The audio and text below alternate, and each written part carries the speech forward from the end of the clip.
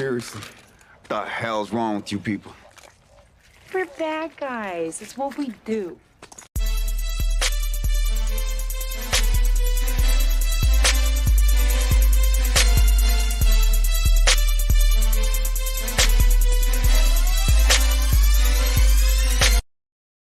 Hey, all right, guys. Welcome back to Strong Arm Flix, and Merry Christmas and Happy Holidays to everybody out there. I'm sorry about the last video. My internet went down. So I don't know if you guys seen that. It went up and it went down, but I do have it back up now. Partially. I guess partially will have to be good enough. But so yeah, guys, how you doing, Jimmy? I see you. Jimmy Santiago, I see you in the chat. What up, T-Flame? What's up, brother? We are here today to address, which I know that many of you have already seen, Zachary Levi's video to the DC Fandom. And, it's the holidays. I wasn't aware of this until a little late. And we're definitely going to break this shit down and talk about it. I can't believe Zachary Levi would kiss ass like this. WBD is pathetic. Yep. And, that's what we're here to talk about. That was definitely a L for WBD. Definitely another L for James Gunn. Definitely another L for Zachary Levi.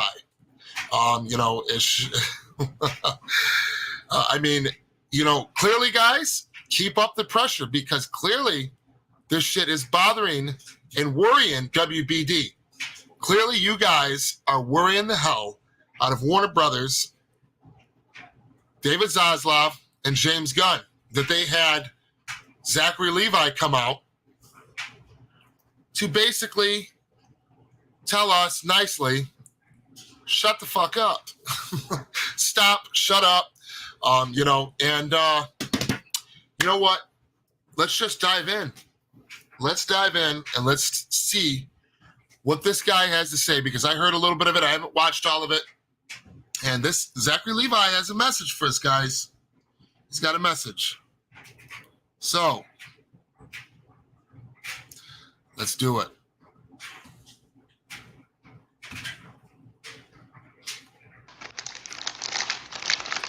Hello, people of Earth. Happy holidays. Happy holidays.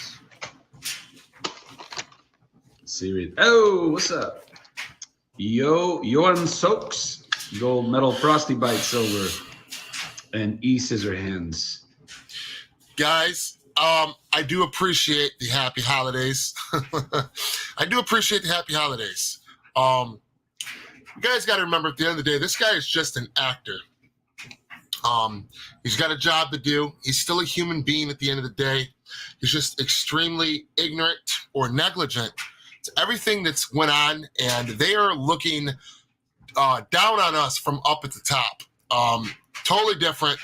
This guy doesn't know what it was, wasn't working and has not worked with Zack Snyder or any of the actors that created this universe that he is lucky to have, that his ass is lucky to have a part of.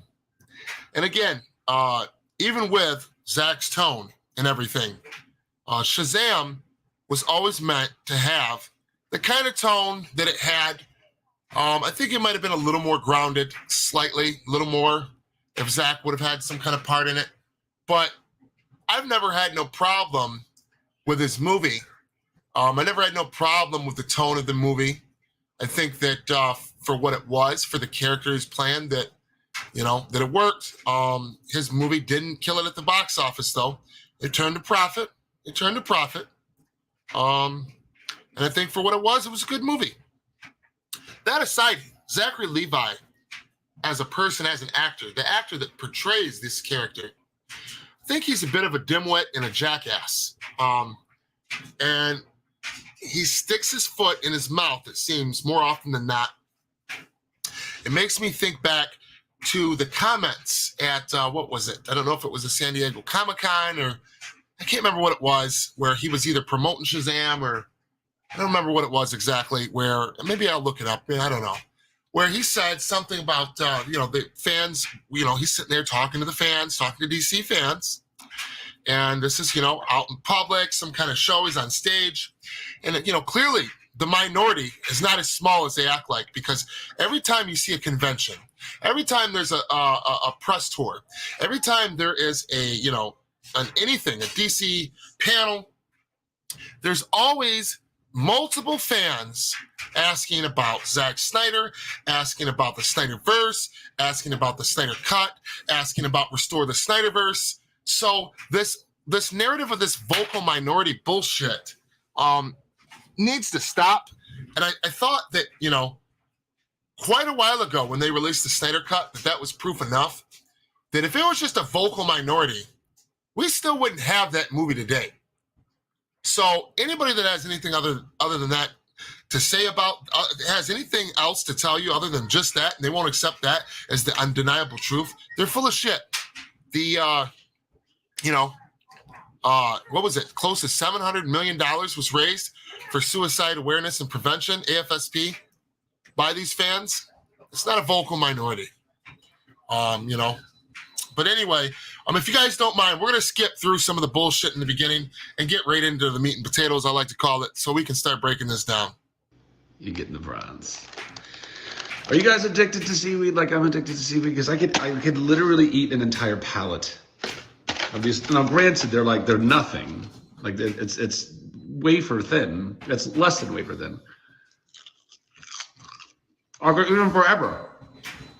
Sea salt. Dad's. Got the old Dad's roots beers. It's been a minute since I've had root beer and seaweed. Never done that before.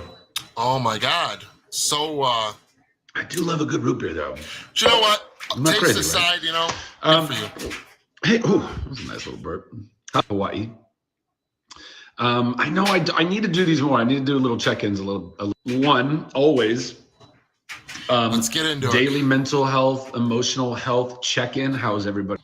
Hey, let's not act like you're all for mental health, because where was Zachary Levi when we were riding hard for AFSP, getting all that money raised, for mental health awareness? Zachary Levi wasn't no part of that. Zachary Levi never commented on it. Zachary Levi knew about it and chose to sit silent. And all the while telling people at a convention that the Snyder Cut's not real, it don't exist, right before the damn movie came out. This is my problem with actors such as Zachary Levi that are ignorant to the fact, and it's like, it's okay to be ignorant to the fact of the abuse that went on behind the scenes of the Justice League investigation, to the actors, and to the bullshit that Walter Hamada and Jeff Johns, John Berg, and Toby Emmerich did that caused this whole universe to be in chaos. And it's okay to be ignorant, but just don't speak on things that you do not know what the hell you are talking about. Doing? How is everyone feeling? I know the holidays. That immediately comes off disingenuous. Immediately. They're kind of a strange time. Sometimes they feel really. I know that the guy means well. Look, I'm not trying to say that. I'm not trying to satanize this guy, but yeah. Great. Sometimes they feel really shit and feeling either of those things. And talk about it.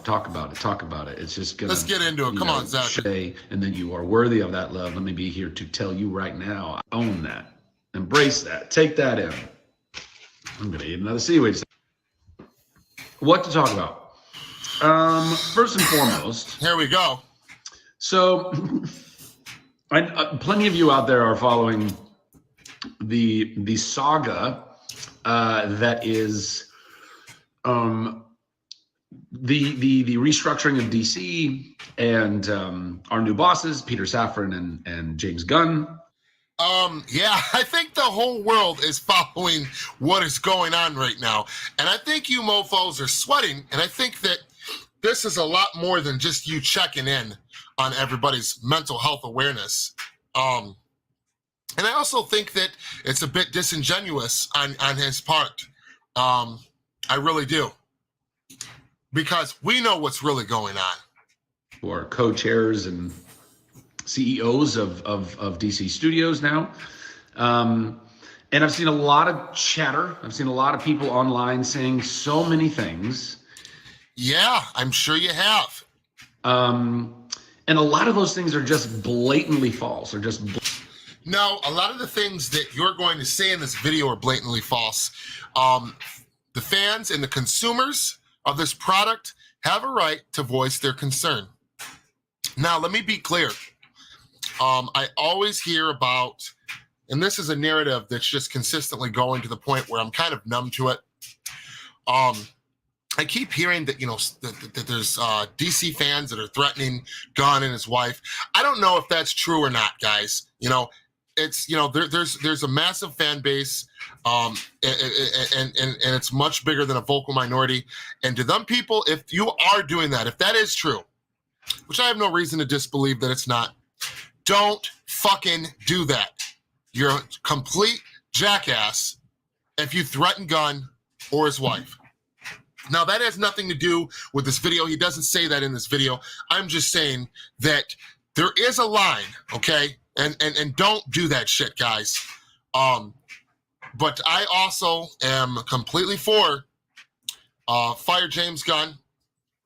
And I will get into exactly why that is in this video. I'm also for the fans, showing their concerns, showing the studio that they are not down with these moves that they're making, and telling them, I'm not going to pay for this product. The consumer has the right to tell the company what they want and what they don't want. And anybody that tries to tell you that you don't, they're full of shit. Profit, money is what talks. And if you pay for these products and you are who they are targeting, and you are a fan of this, that is your right. Blatantly wrong takes. And I think a lot of that is also on purpose. I think a lot of. No, it's not on purpose. Yes, no, see, you're already losing me. Here we go. Those people out there, I don't know that they're looking at this live right now, because a lot of those. Oh, we are. You live? I missed it. I'm sure some did. I might have missed you in your live, but best believe we're watching everything. We are watching everything. Those people are the type of people that don't like people like me.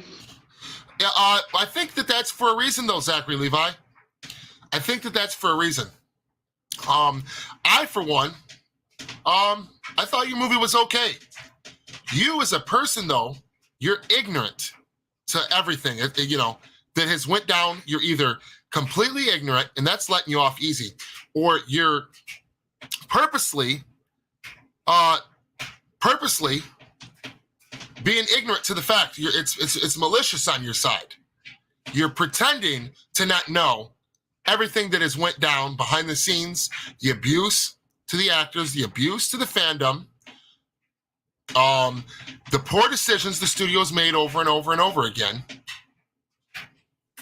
And you proved that when you made an ignorant comment about the Snyder Cut some while ago. But the type of people that are drumming all this up, if I could just take a moment, if you are listening to this, if you are here listening right now, or if you see this later. I just wish, this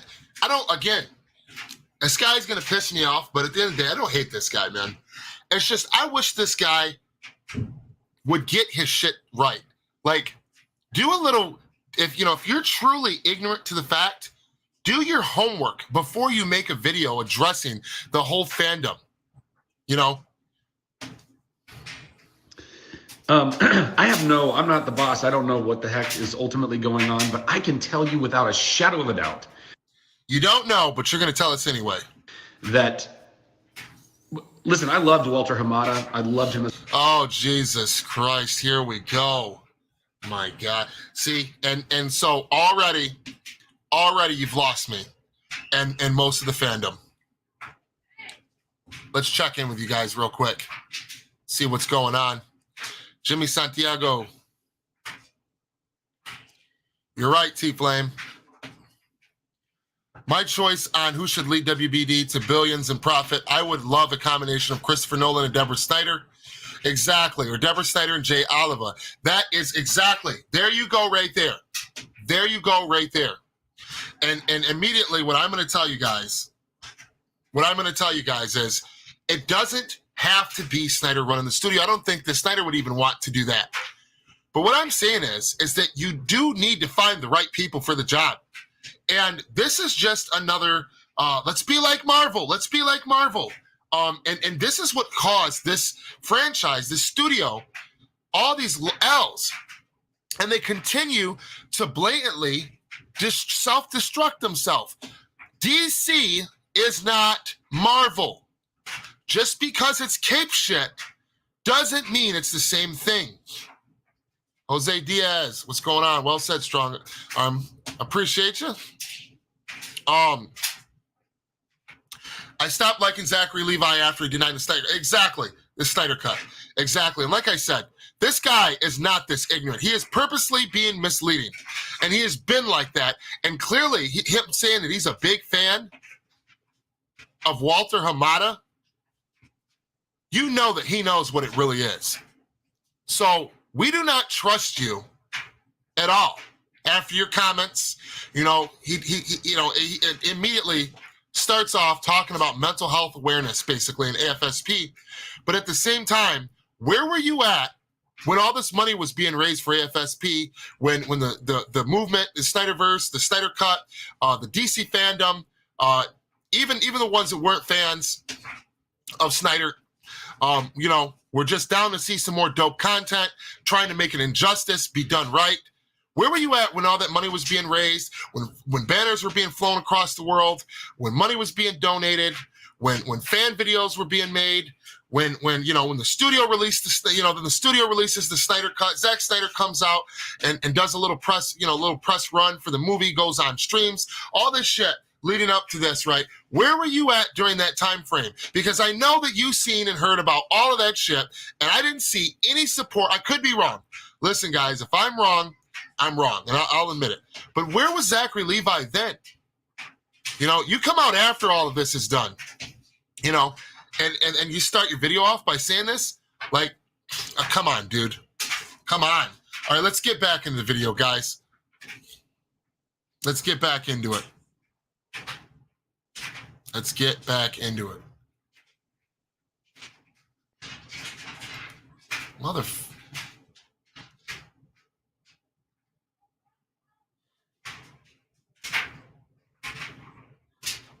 Now it's going to make us watch it on Instagram.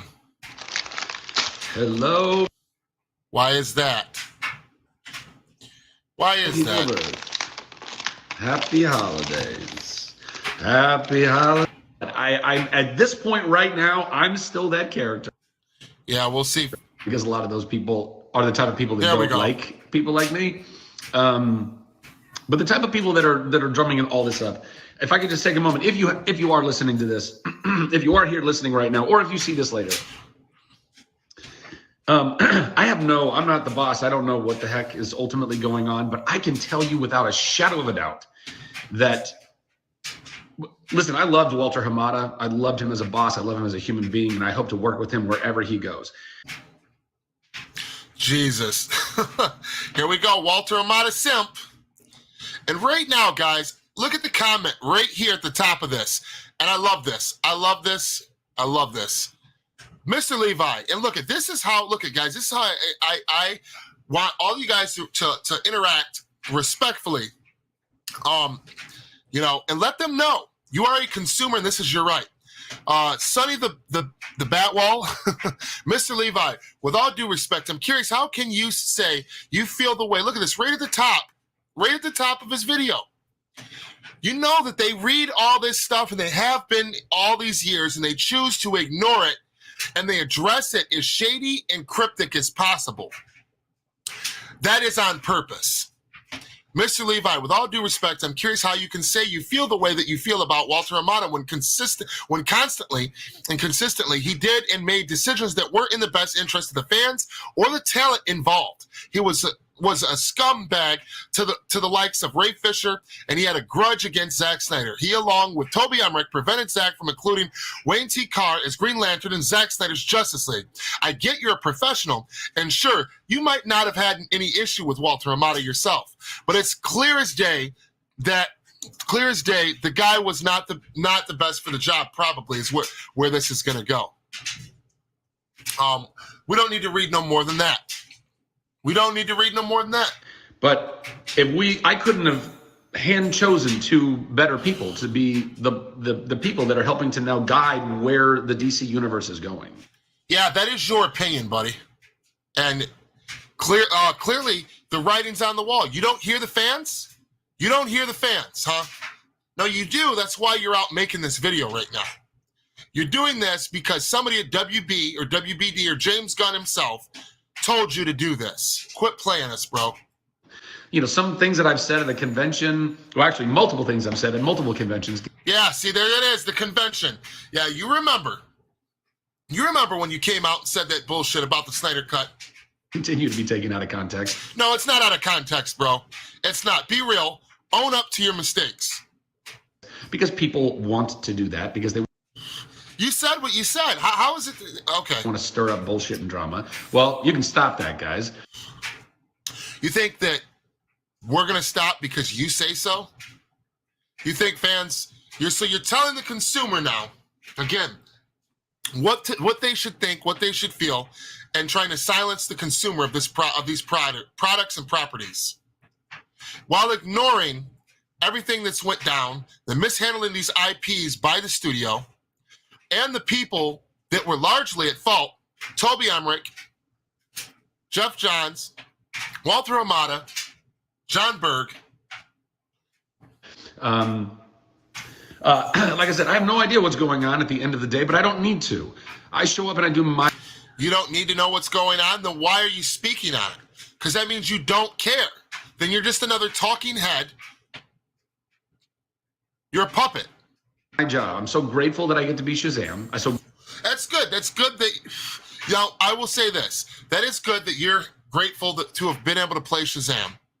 I'm so grateful that I get to be Super Billy Batson, and I will show up and do that as long as I'm given the opportunity to. And guess what? I'm at this point right now, I'm still that character. For how long, buddy? Hold on. For how long, though? For how long are you gonna listen, guys? For how long are you gonna be that character? I'm glad that you're excited to lose your job, buddy. And it's clear that you are a simp and a shill for Walter Hamada, and you don't care. That's cool. Other people do care. The Rock definitely cared. Henry Cavill definitely cared. You know? I mean, wow. Just the goal of this guy. All right, guys, let's continue. It's gonna get rough.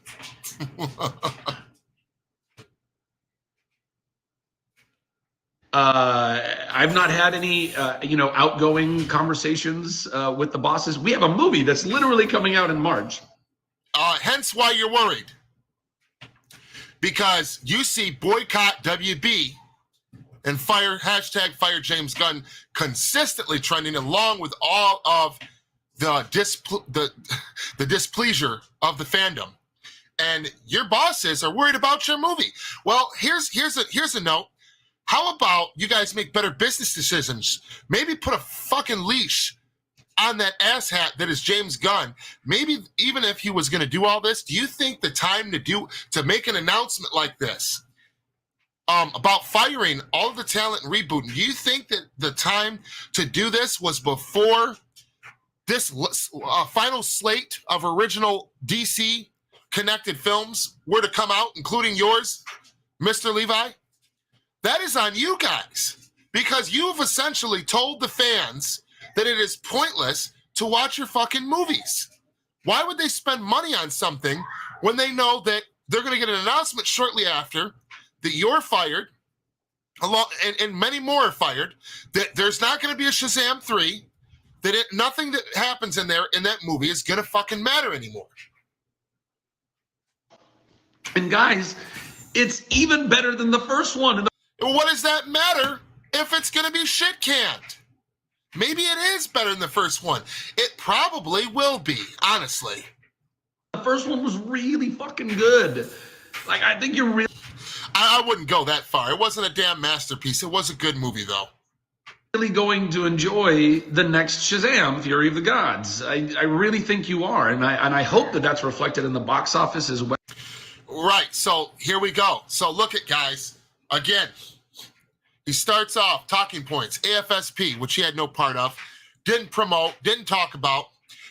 He said negative shit about the Snyder Cut, and now you're coming out because the studio is sweating that these next slate of movies coming out, Aquaman 2 and Shazam and The Flash, they're sweating because your movie did not make a ton of money at the box office. It turned a profit, it was a success, but it was not a masterpiece, and it sure as hell should have made a lot more money. And because of this, you guys the people you work for are sweating balls right now, and they should be. This is on them. They have made poor decision after poor decision in the past, and they continue to do so. And that is on them. Don't blame the fans. You guys are in charge. Not you particularly, but still. Well, and I hope we do even better than we did the first time. And hopefully this does enough to silence or at least quiet. See, you think that if your movie does good, it's going to silence the fans? You lost me there. It's the haters that are out there that so purposefully want to be hateful. It's not being hateful, you asshole. It's not. It's displeasure with the studio. See, this is what I love. How come it is that none of you guys have addressed the mishandling of the actors? You had Gal Gadot, Ray Fisher, and Jason Momoa come out and back Ray Fisher's claims. And even Gal Gadot was mistreated, was abused behind the scenes of Justice League. Ray Fisher got the brunt of it, but people forget. And Jason Momoa came out and tweeted and backed up Ray Fisher and said, yes, we were treated like shit. And the things that Ray Fisher is saying is serious and it needs to be looked into. Everybody, the studio didn't address that. You didn't address that neither. Not to mention the way that they treated Zack Snyder and the way that they took advantage of him, the way that they took advantage of David Ayer, and the way they destroyed their movies, all while putting them at the forefront to take the fall for these bastardized versions that weren't their movies, along with the many other poor decisions the studio has made.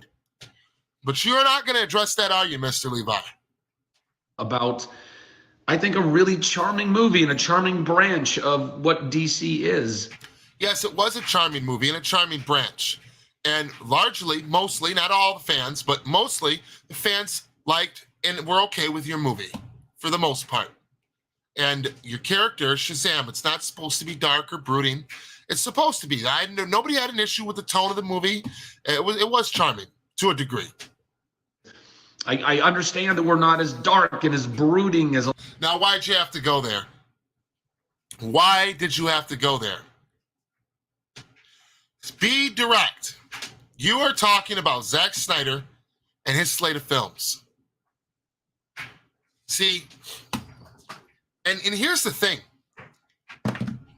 Zack was doing what he was mostly told to do. Yes, he came up with this saga. They wanted to rush to a Justice League. They wanted Batman in their second movie. They rushed to have Snyder and get Batman, cast a Batman and get Batman out there to the forefront. They already had a script basically done and penned for BVS and Zack and Terrio. And I'm not for sure if it was Nolan too, and a couple others, creatives, got to work and, with what they had, adjusted it. They wanted this dark tone. Okay. They Marvel was just doing their thing and killing it at that point in time, right when BVS came out. Let's be direct, guys. This is what he's talking about, but don't have the balls to say. There was a lot of people displeased with BVS, but then again, the box office numbers, the movie almost made $900 million worldwide. Nowadays, if you make $60 to $100 million profit off of your budget and marketing and cinema costs that you got to pay the cinemas, that's considered a massive success to Warner Brothers now. But why is it when they're older properties, despite critics, it was mainly critics and blue check marks. Yes, I'm not going to deny that there was some fans that were displeased with the tone of BVS. There was. But it was mostly critics and blue check marks who did not pay for these products. And again, the rushing of this universe, Zach built this 5-film arc initially, and Zach has even adjusted this. It's no longer going to be the way that it was, okay? Zach, when he made Justice League, how did we got the Snyder Cut initially? He had already adjusted his tone, but still kept it grounded and made it very, him. But he had already adjusted his tone with the reception and backlash from BVS. He already was in the middle of finding the perfect mix to appease them fans that, have blue check marks. Now, when the Snyder Cut was released, look at the Rotten Tomatoes score on it. He hit that. He found that perfect tone with a perfect cast and characters with the Snyder Cut. And it's a damn shame that we didn't get it in theaters to see what it would have did at the box office, because Warner Brothers had to come out, one of the executives, and label this as a global phenomenon. The fans voted this thing, and it won an Oscar for Oscar cheer moment for the Flash's scene and the Snyder Cut. So I think you guys trying to ignore the Snyder Cut like it didn't happen, ignore that he clearly figured out the perfect tone, damn near. He adjusted what the tone was and the story while keeping it in direct continuity with the Snyder Cut. And we were going to get that. Yes, we wouldn't have got a Jared Leto Joker in it, but this is the movie that was already ready to come out when they came in and bastardized it. Now let's go back to the comments for a minute, real quick, guys. I mean, what do you guys think about this? I mean, do you guys agree? Jose Diaz, don't forget Ayer. I didn't. Slipknot fan, what's happening, brother? Sup, people? I'm still in disbelief that the Snyderverse has been canceled. Yeah. Snyderverse had a lot going for it. Agreed? Agreed, guys. Agreed. Now, let's go back. This is going to get rougher. A lot of the other titles have been, and we weren't supposed to be. And, I think we've made something really good. And I hope that if you haven't seen it, you give yourself the opportunity to see it, and the new one. And, Again, go see my movie, guys. I support AFSP. I love Walter Amada. I hope the box office is good despite all this bullshit that's going on. That's my boss's fault, but you won't hear me say that. And again, please go see my movie. And maybe open your heart a little bit to it. Look, Zachary, Levi, we would have no problem, and I'm sure many of the DC fans will still go see the movie. But again, it is your statements and your behavior and decisions are what has caused a little bit of backlash to you that you've gotten. Your ignorance or deliberate malicious intent to act like none of the shit that happened, and at the behest of the studio. This comment right here, again, sums up most of that. Look at it, just keeps going on. But you don't acknowledge that, and that's the problem.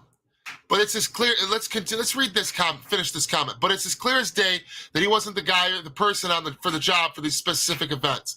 As well, he did nothing for the DC brand. We all asked and continue to want our favorite characters to be done right. Zach did it. Nolan did it. Reeves is going to do it. I hope James and Peter do it too. We don't want the whole universe gone. Shit, I love you, Shazam.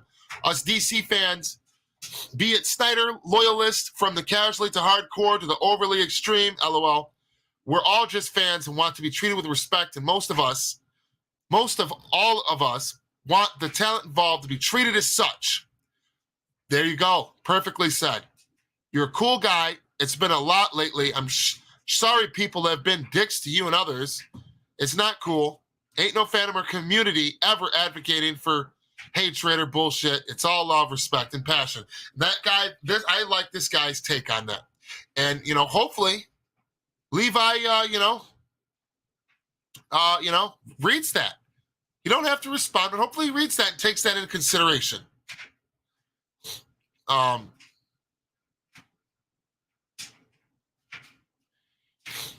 Let's see. All right, let's go. And recognize that that's what it's for. We bring a lot of heart and humor and charm and also action and drama. And again, this new movie is markedly better and markedly, I don't know, we had more time and more budget and all the things. Sounds like you guys are worried. Sounds like you guys are real worried about Shazam 2 Fury of the Gods.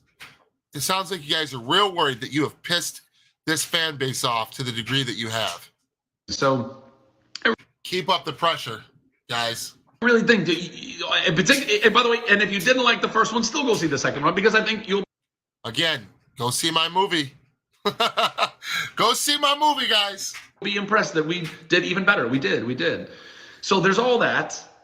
And after the next movie comes out, whether it succeeds or doesn't succeed, I will trust that James Gunn and Peter Safran are making the best decisions that they can.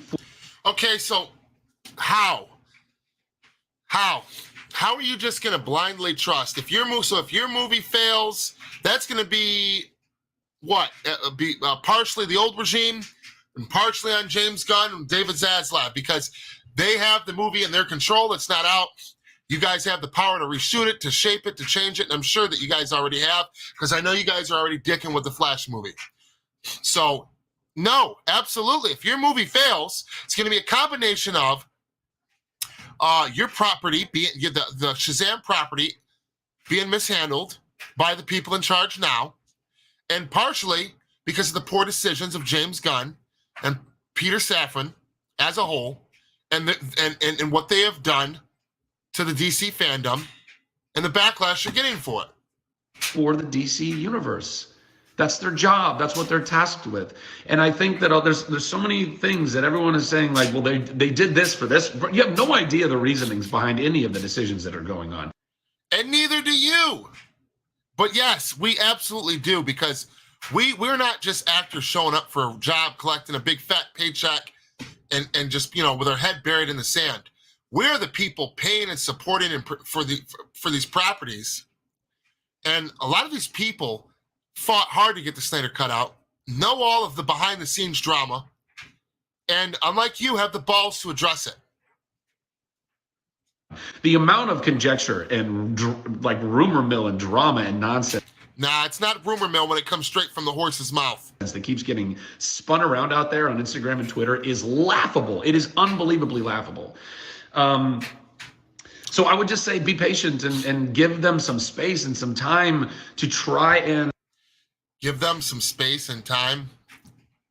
This news is being broke every day of the decisions they're making. And basically what you're saying is back the hell off.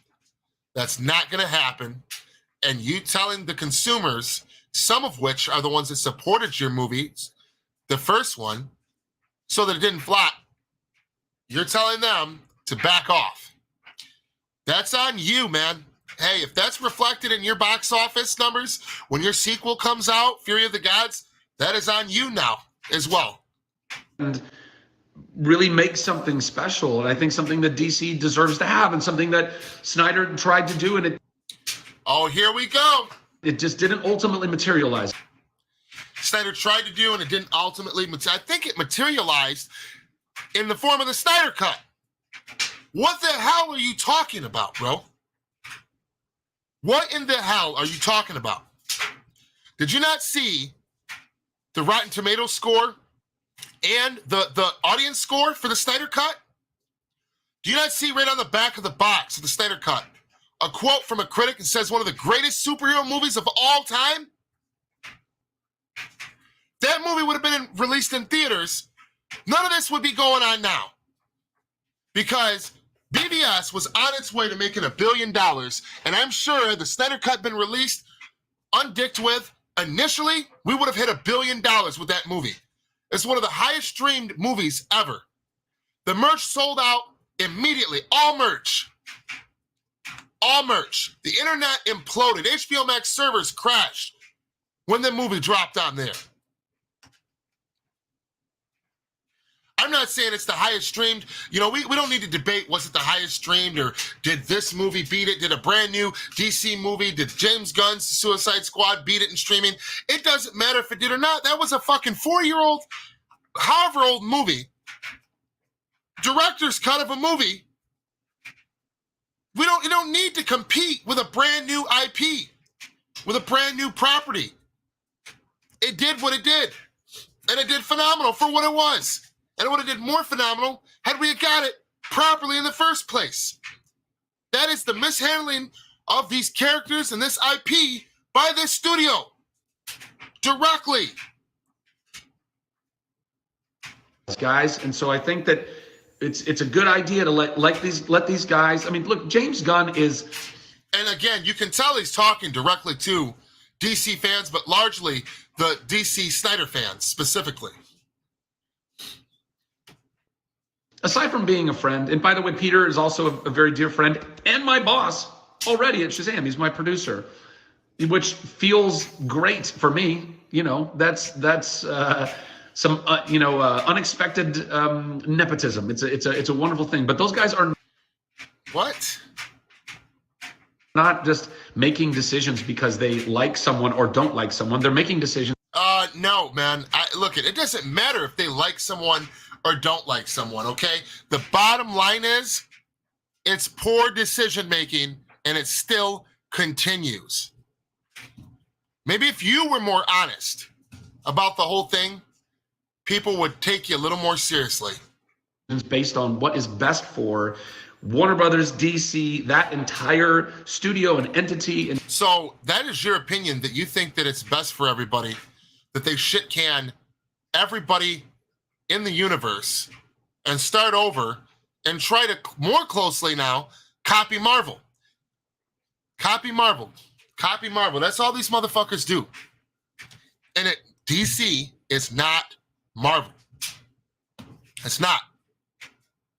The more you try to be like them, the more you're gonna fail. Just because it's cape shit, again, doesn't mean it's the same thing. It is totally different, man. Trying to make as many fans, as much of an audience happy as they can. And how are you going to do that? People invested a whole decade with you guys, with this studio, to be shit on over and over and over and over. Watching this ship just sink and sink and sink. You guys could have picked right up from where the Snyder Cut ended. Let him finish that out. Or looked at Zach's new revised plans that he already confirmed that he's tweaked and adjusted what his vision was and has this shit done. He's got booklets of what it'll be like now. It won't be like what people know it was going to be back in 2015, 2016, 2014. It's different. It's similar, but much different. The tone's been adjusted and a lot of things have been adjusted due to the reception of BVS. And again, what makes people want to invest 10 more years when you guys are still making poor decisions and fucking breaking the hearts of these actors, directors, and fans? And up to this point, there have been quite a few films that may have made some people very happy, DC films that made some people very happy, but they're not tapping into the larger audience. And you think that you have the right to speak on that? Your movie... Let's look up. Hold on. You know what? Nah, fuck this shit. Look it. Hold on.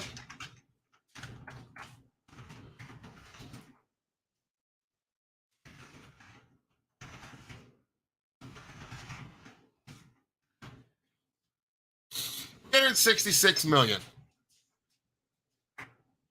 Your movie made $366 million, and it had jack shit to do with Snyder. He was already out at that point. And your movie was filled with lightheartedness. Your movie was filled with jokes. Again, it was successful.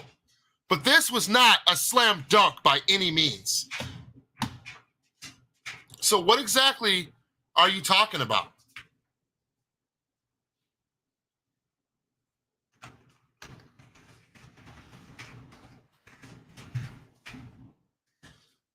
$872 million BVS made.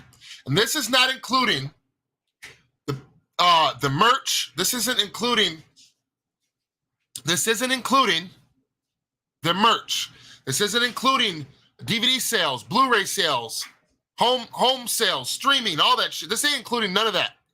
And again, I get it. I think even Zack Snyder got it. The tone was just a little too much for the general audience, but largely it appeased quite a bit of fans. This movie with the merch and everything definitely made over $900 million. He was on track. It made more. The Man of Steel was the highest grossing Superman movie of all time. Then BVS comes out. Almost $900 million. With merch and everything, this movie made $900. In home DVD sales, Blu-ray, this movie made $900 million. That's very damn close to $1 billion. At that trajectory, and with Snyder's adjusted tone that is clearly represented in the Snyder Cut by fans, let's look. Let's look now.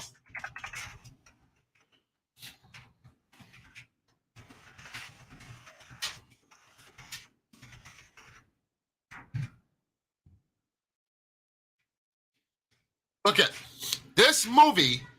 Clearly, the tone and the issues that people had with BVS was largely resolved and adjusted by Zack Snyder himself in 2016, 2017. Because when the movie came out, look at the audience score, 94%. Even critics that gave BVS like, what, a fucking 20%, 30%? It was terrible. Rated this a fresh rating of 71%. So this was already corrected. We were back on track when this movie came back out. It was poor decisions from the old regime to keep trying to do away with the Snyderverse, do away with Zack Snyder, and take control of these characters, thinking that when Zack created these iterations of them, and the story, him and Chris Terrio and Nolan, that they knew better. And clearly they didn't. Because that is why we're where we are now.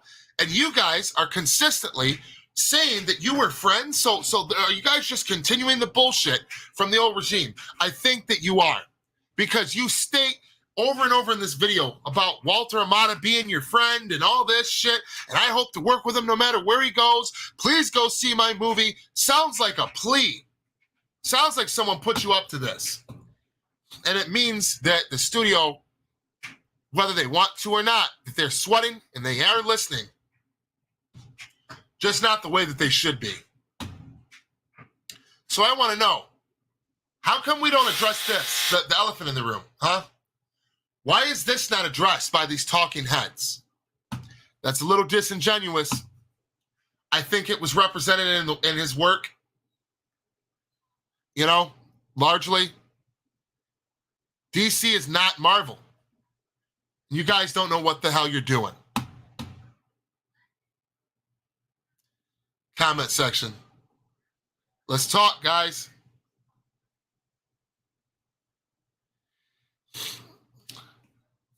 Valentine. Keep up the good fight. We are down, but not out. Hashtag fire James Gunn. Yeah. I mean, what's wrong with using a hashtag to show the studio, you're the consumer, your displeasure with James Gunn's motives, the moves that he's making, the way he's moving, and then you guys putting Zachary Levi up to this?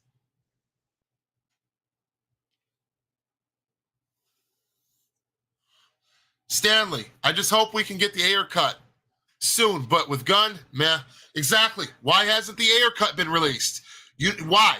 Why not? Why is it not been fucking released? You want to know why? because David Ayer is too chummy with these assholes at Warner Brothers and with James Gunn.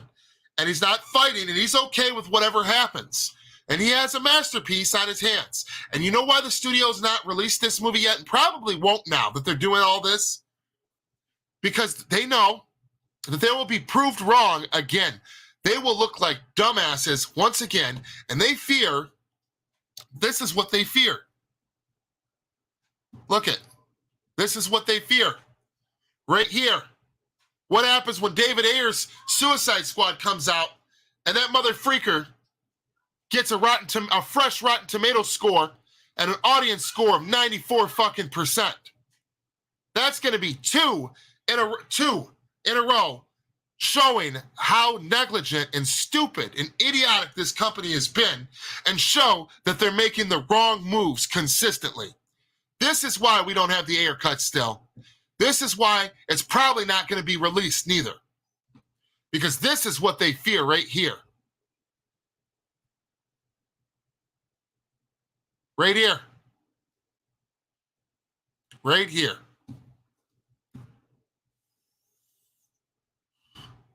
You guys, if you're new to the channel, please subscribe.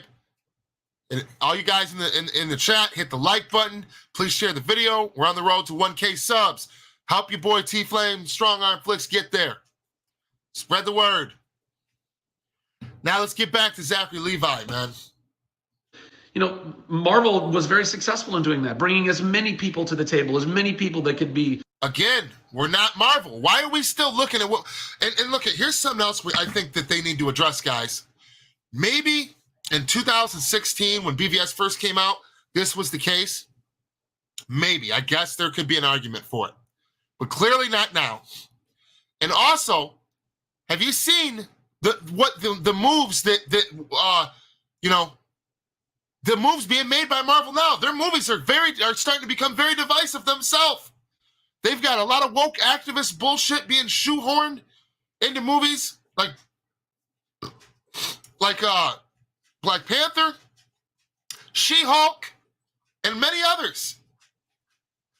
Spider-Man, No Way Home, they gave all three generations something neat. They brought back and respected the old material. They even helped work with another studio to give the fans what they wanted. Marvel did. And that's great. And but they're not a slam dunk franchise anymore. They blew their whole wad with Endgame, and now would have been the time to make the right moves, restore the Snyderverse, release the Ayer cut, and there can be projects like the Batman. There can be projects like Joaquin Phoenix's Joker. There can be projects like Shazam. No one has a problem with that. Give everybody everything. Why not? They're the consumers. They're paying for this shit. That could be satiated and brought joy and all that stuff. So if you're out there and you really liked what happened. Marvel is not, like I said, for one, Marvel is not watching what they, trying to be like them now and almost 2023 is not the way to go. It's clear as day. They're getting quite a bit of kickback from their own fandom. And it is largely because the content that they're putting out is went very much downhill. The CGI, the stories, and the woke shit that they're cramming into it. So, that's for one. For two, again, DC is not Marvel. It's cape shit, but it is not the same thing. It's very, very fucking different. Happened before, you can do that. That's fine.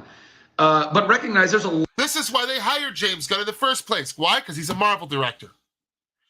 A lot of people that didn't like those things, and we should always be trying to, I think, tap into as much audience as possible, making as many people happy as possible. That's what we're in entertainment for. And I think that's what Peter and James are really trying to do. And it's not an easy position. They got handed all of these things that were already in a lot of conflict. And why is that? Why is that, though? You feel me? Why is that, though? So, guys, just fucking give them a break. No, we won't. We're not going to. That is, when you take that job, that is the baggage that comes along with it. They knew what the job was. They made poor decisions, and now they will reap. They will reap what they have sowed. Take it easy. Take a breath. It's the holidays, for God's sake. Right, so why did you release all this information around the holidays? and have actors coming out saying they are fired right before Christmas.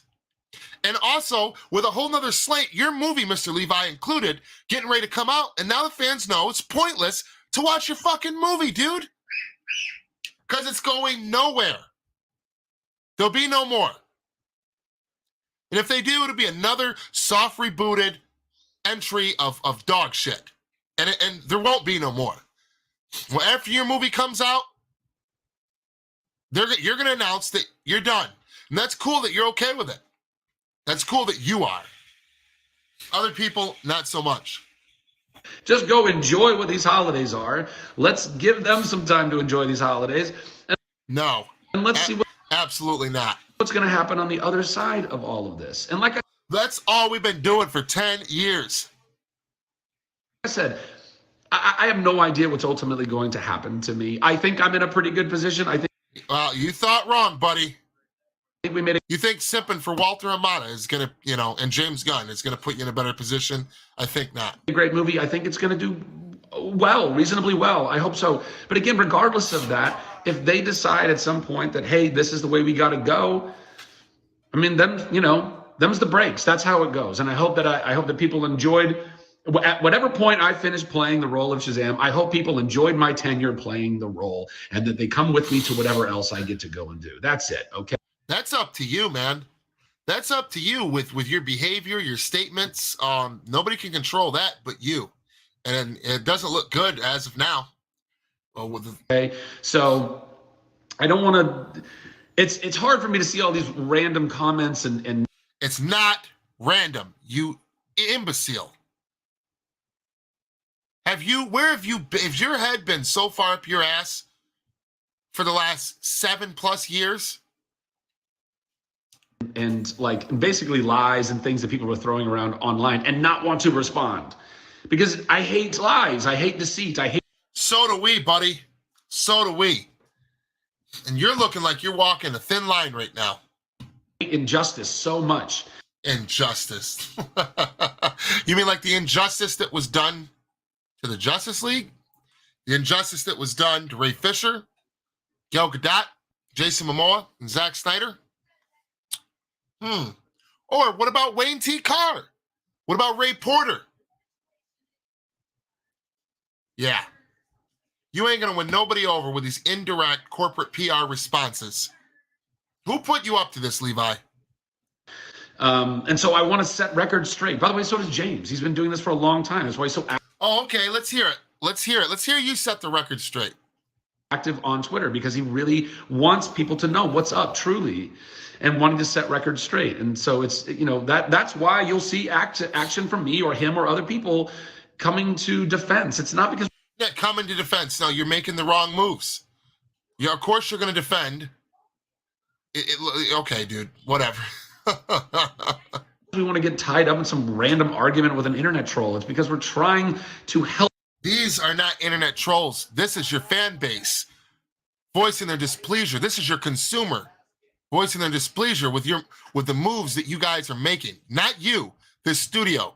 And you shouldn't, from the looks of it, looks like you shouldn't even have dropped this video. Clearly, you were put up to this. Help cut through all of this random, deceitful banter that just keeps going around and around because a lot of people. You're deceitful, Mr. Levi, with this video. You've been deceitful in the past, too, about the Snyder Cut. People who are very good, kind people who really like Shazam or these other things are getting worried. Like, oh, is this all falling apart? Is this all going away? Oh, so you're worried about your little niche, followers that follow you no matter what you do specifically. They're getting worried. No, not really. Maybe they're listening and they're like, is it true that you're going to be done at Shazam? Are you going to be canceled next? Why should I go see your movie? Everyone just take a breath. Why should they, though? They're the consumer, and they have a right to know what the hell is going on. I know we've seen some characters, some actors that are taking an exit, and I know that's difficult. That's difficult for even me. Is it, though? Is it? You know what I mean? I was hoping I got to work with a lot of these folks.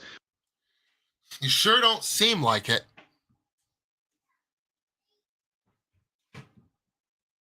You sure don't seem like it. Skywalker the Jedi. What's going on? Shoot me a link. Oh, shit. I got you. I got you right now. And you know what? I'm going to put it right here in the panel so anybody can jump on and join. Hold on. I'm doing it right now.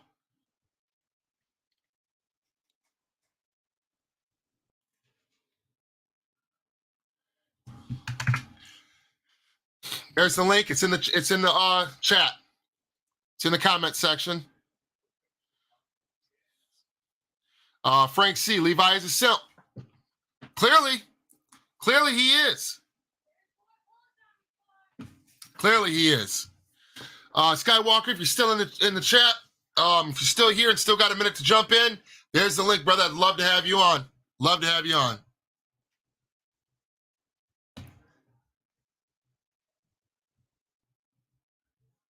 But it's just not the way it's going to go down right now.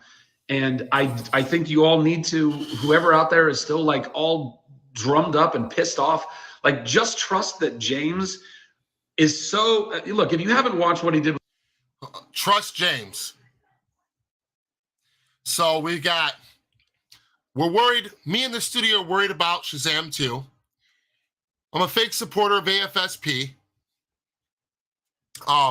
Please go see my movie. Please calm down and give them some space and basically shut the hell up. With Guardians, which was a total niche property that he actually brought really awesome life to, and his reboot of Suicide Squad that was better than the first one. Whoa!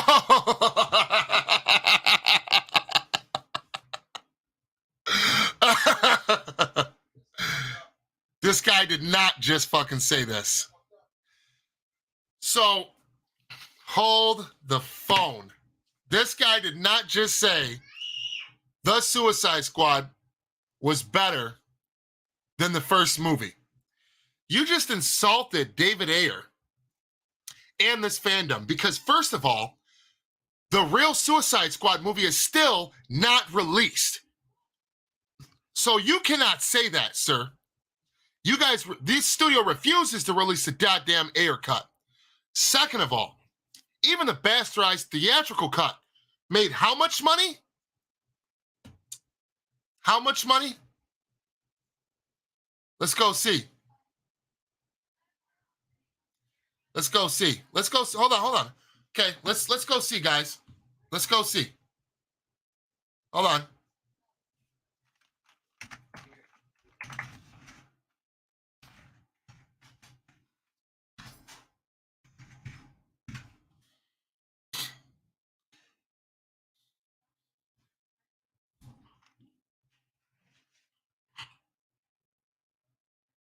Here we go.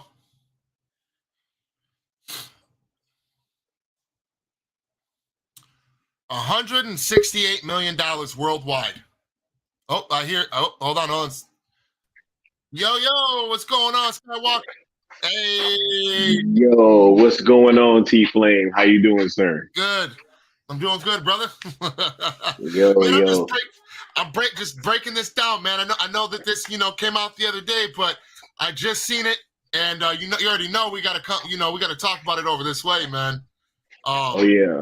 Man, what do you think about this, man? About this clown right now, man? He's being Levi's being a clown right now, man. yeah. Yo, hey, real talk. I only got a few minutes, but I just wanted to touch bases with you real quick because This video was crazy, man. This video was actually pretty crazy. The fact that this man started off with like he trusts Walter Hamada so much. You know what I'm saying? Just really shows that he was like tone deaf in more than a few areas. And, him telling us to trust James Gunn and what he did with the Guardians movies, which is a niche property and nowhere near the gravitas or level of epicness that we would be coming to expect from characters like Batman, Superman, and Wonder Woman and all that. And, there's more than enough going around that people are not okay with in terms of just like his film history and his overall filmmaking sensibilities. You know, and they're just trying to brush off all that and act as if everybody's just tripping that has any type of you know, negative things to say about what he's doing right now. So I just wanted to come on and let you guys know that they are hearing us, right? They're hearing you, because if they weren't, they wouldn't keep making these statements, right? The fact that they continue to make these statements to address an apparent minority doesn't really make much sense. So I would just kind of caution everybody to be very direct when you are tweeting, you know, hashtag fire James Gunn. Be direct about why you are necessarily feeling that way. And just kind of keep it professional, right? But we are being hurt, obviously. Absolutely. Keep it respectful. Look at guys, there's a way to right and a wrong way to go about this. Okay. And I'm absolutely on the fan side. You know what I'm saying? And I'm one myself. And, you know, be like, you know, like Skywalker just said, be direct. You know what I'm saying? Put more than a few words. Tell this studio why you want this to happen or don't want this to happen, or why, you know, you're upset with their decision making. You know, be very direct and be clear about what it is. And what's up, Jimmy? I see you down there. What up, T-Flame? What's up? What's going on? Oh, man.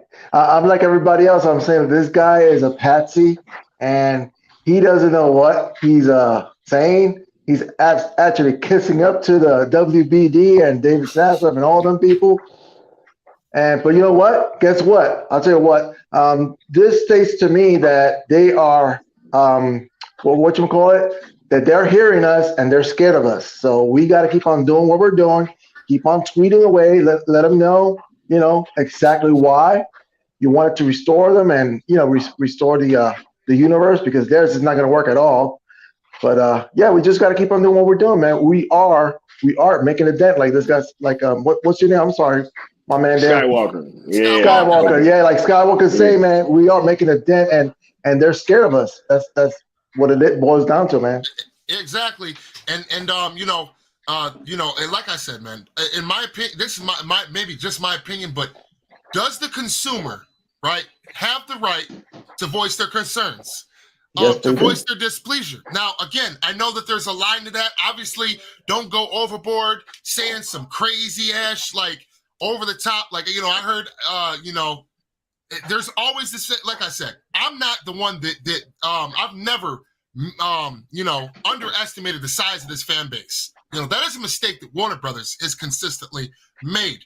In a narrative that they've pushed. I know this fan base is massive. There's always going to be a few people that say some shit they should have no business saying and doing. And if you're one of them people, I encourage you, don't go about it that way, because all that's going to do is feed their narrative, and that's not going to help anything. There's a way to go about it. Yeah. Do it the right way. Tell them what, you know. Go ahead, Skywalker. T-Flame, look at how long they've been blaming the fandom for stuff, right? And it's continuing, right? You got James Gunn making several statements that have been going at the fandom, right? And then now you have Zachary Levi blaming the fans once again, right? You have all these, he's been responding to allegedly bot accounts on Twitter. Why? Right. Right.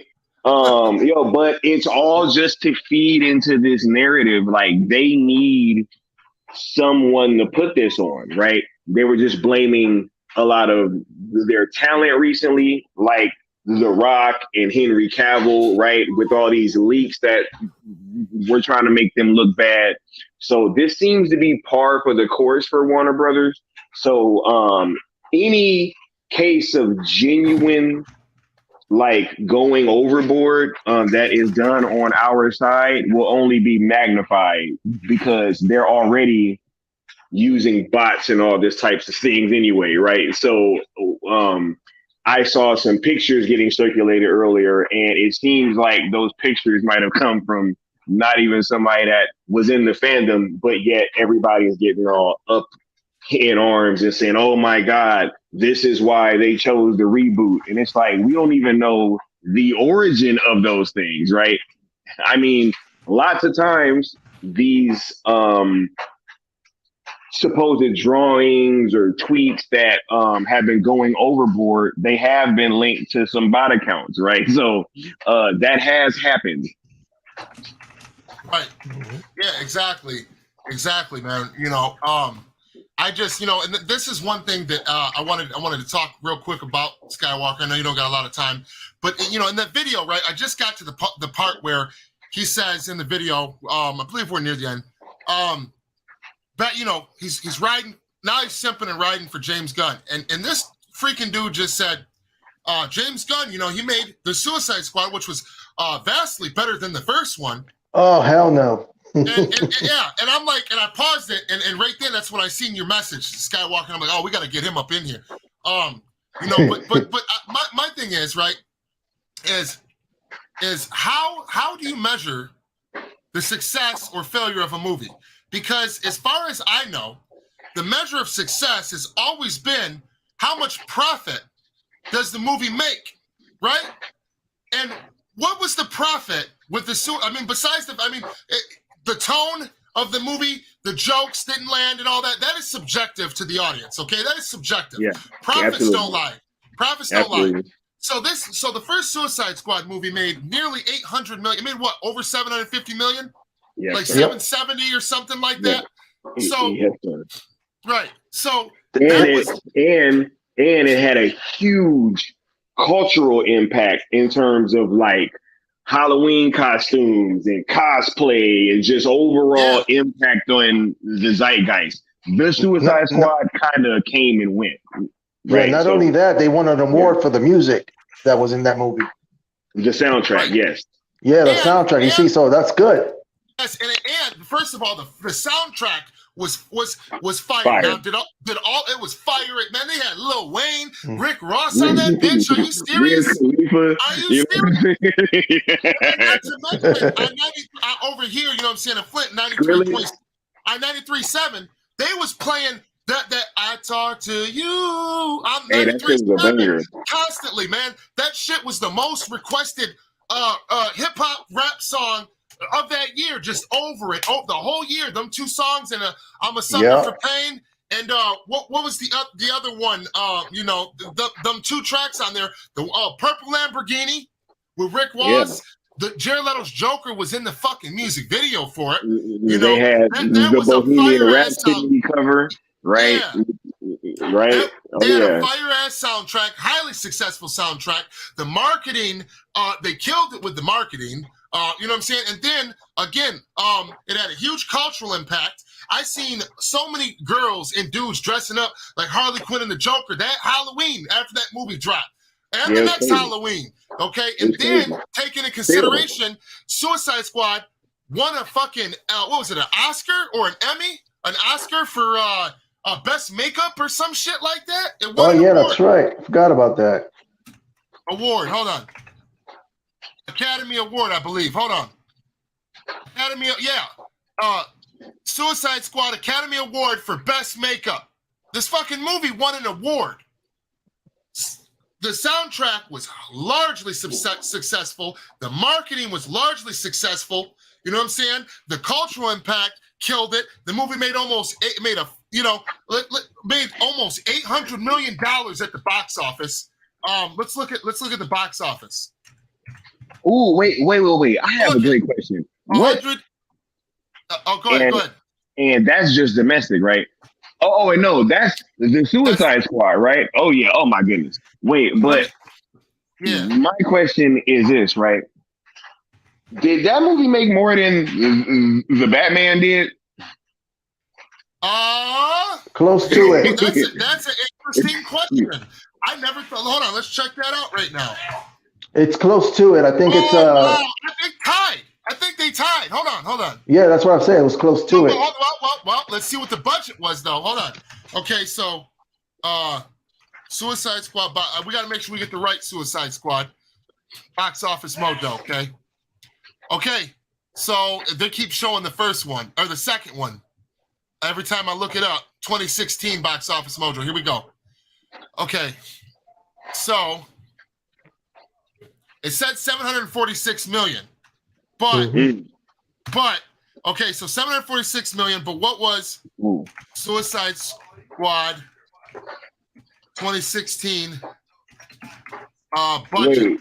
Wait. So you had an obscure property, right? That almost did as much as a mainline Batman movie. Yeah. Look at this. So right here. Okay, so they only spent $175 million on the first Suicide Squad and got a gross of $746 million worldwide, and that's without the merch and the Blu-rays, DVD, home sales, streaming, all that, right? They didn't even open in China too. So that means. Now let's look at the Batman. Wait, you're not taking into account if they would have opened up in China. If they would have opened up in China, that would have been another maybe 200 million.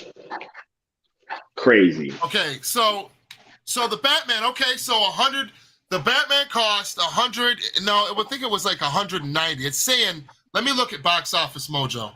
Nah, man, that movie cost them over 200 million, for sure. Yep. For sure. Yes, it did. For sure. Yeah. For sure. So 100%. We'll just say for the sake of argument, right, that the Batman's budget was 200 million, right? Which we know it's more than that. But let's just say for the sake of argument, the people that'll argue, we'll say they spent 200 million. So basically, that means that the first Suicide Squad movie in 2016 made them more money than the Batman did in 2022. Wow. And that's not even taking into account all that marketing that they spent for the Batman. They had burgers, Little Caesars, calzones, right? Like, they were everywhere. They sold more money in calzones than they probably did in the box office.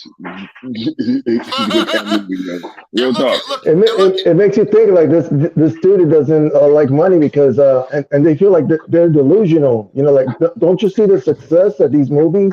If you keep the path, how much it can make you, Exactly, and like I said, it's clearly a grudge with this studio and Snyder.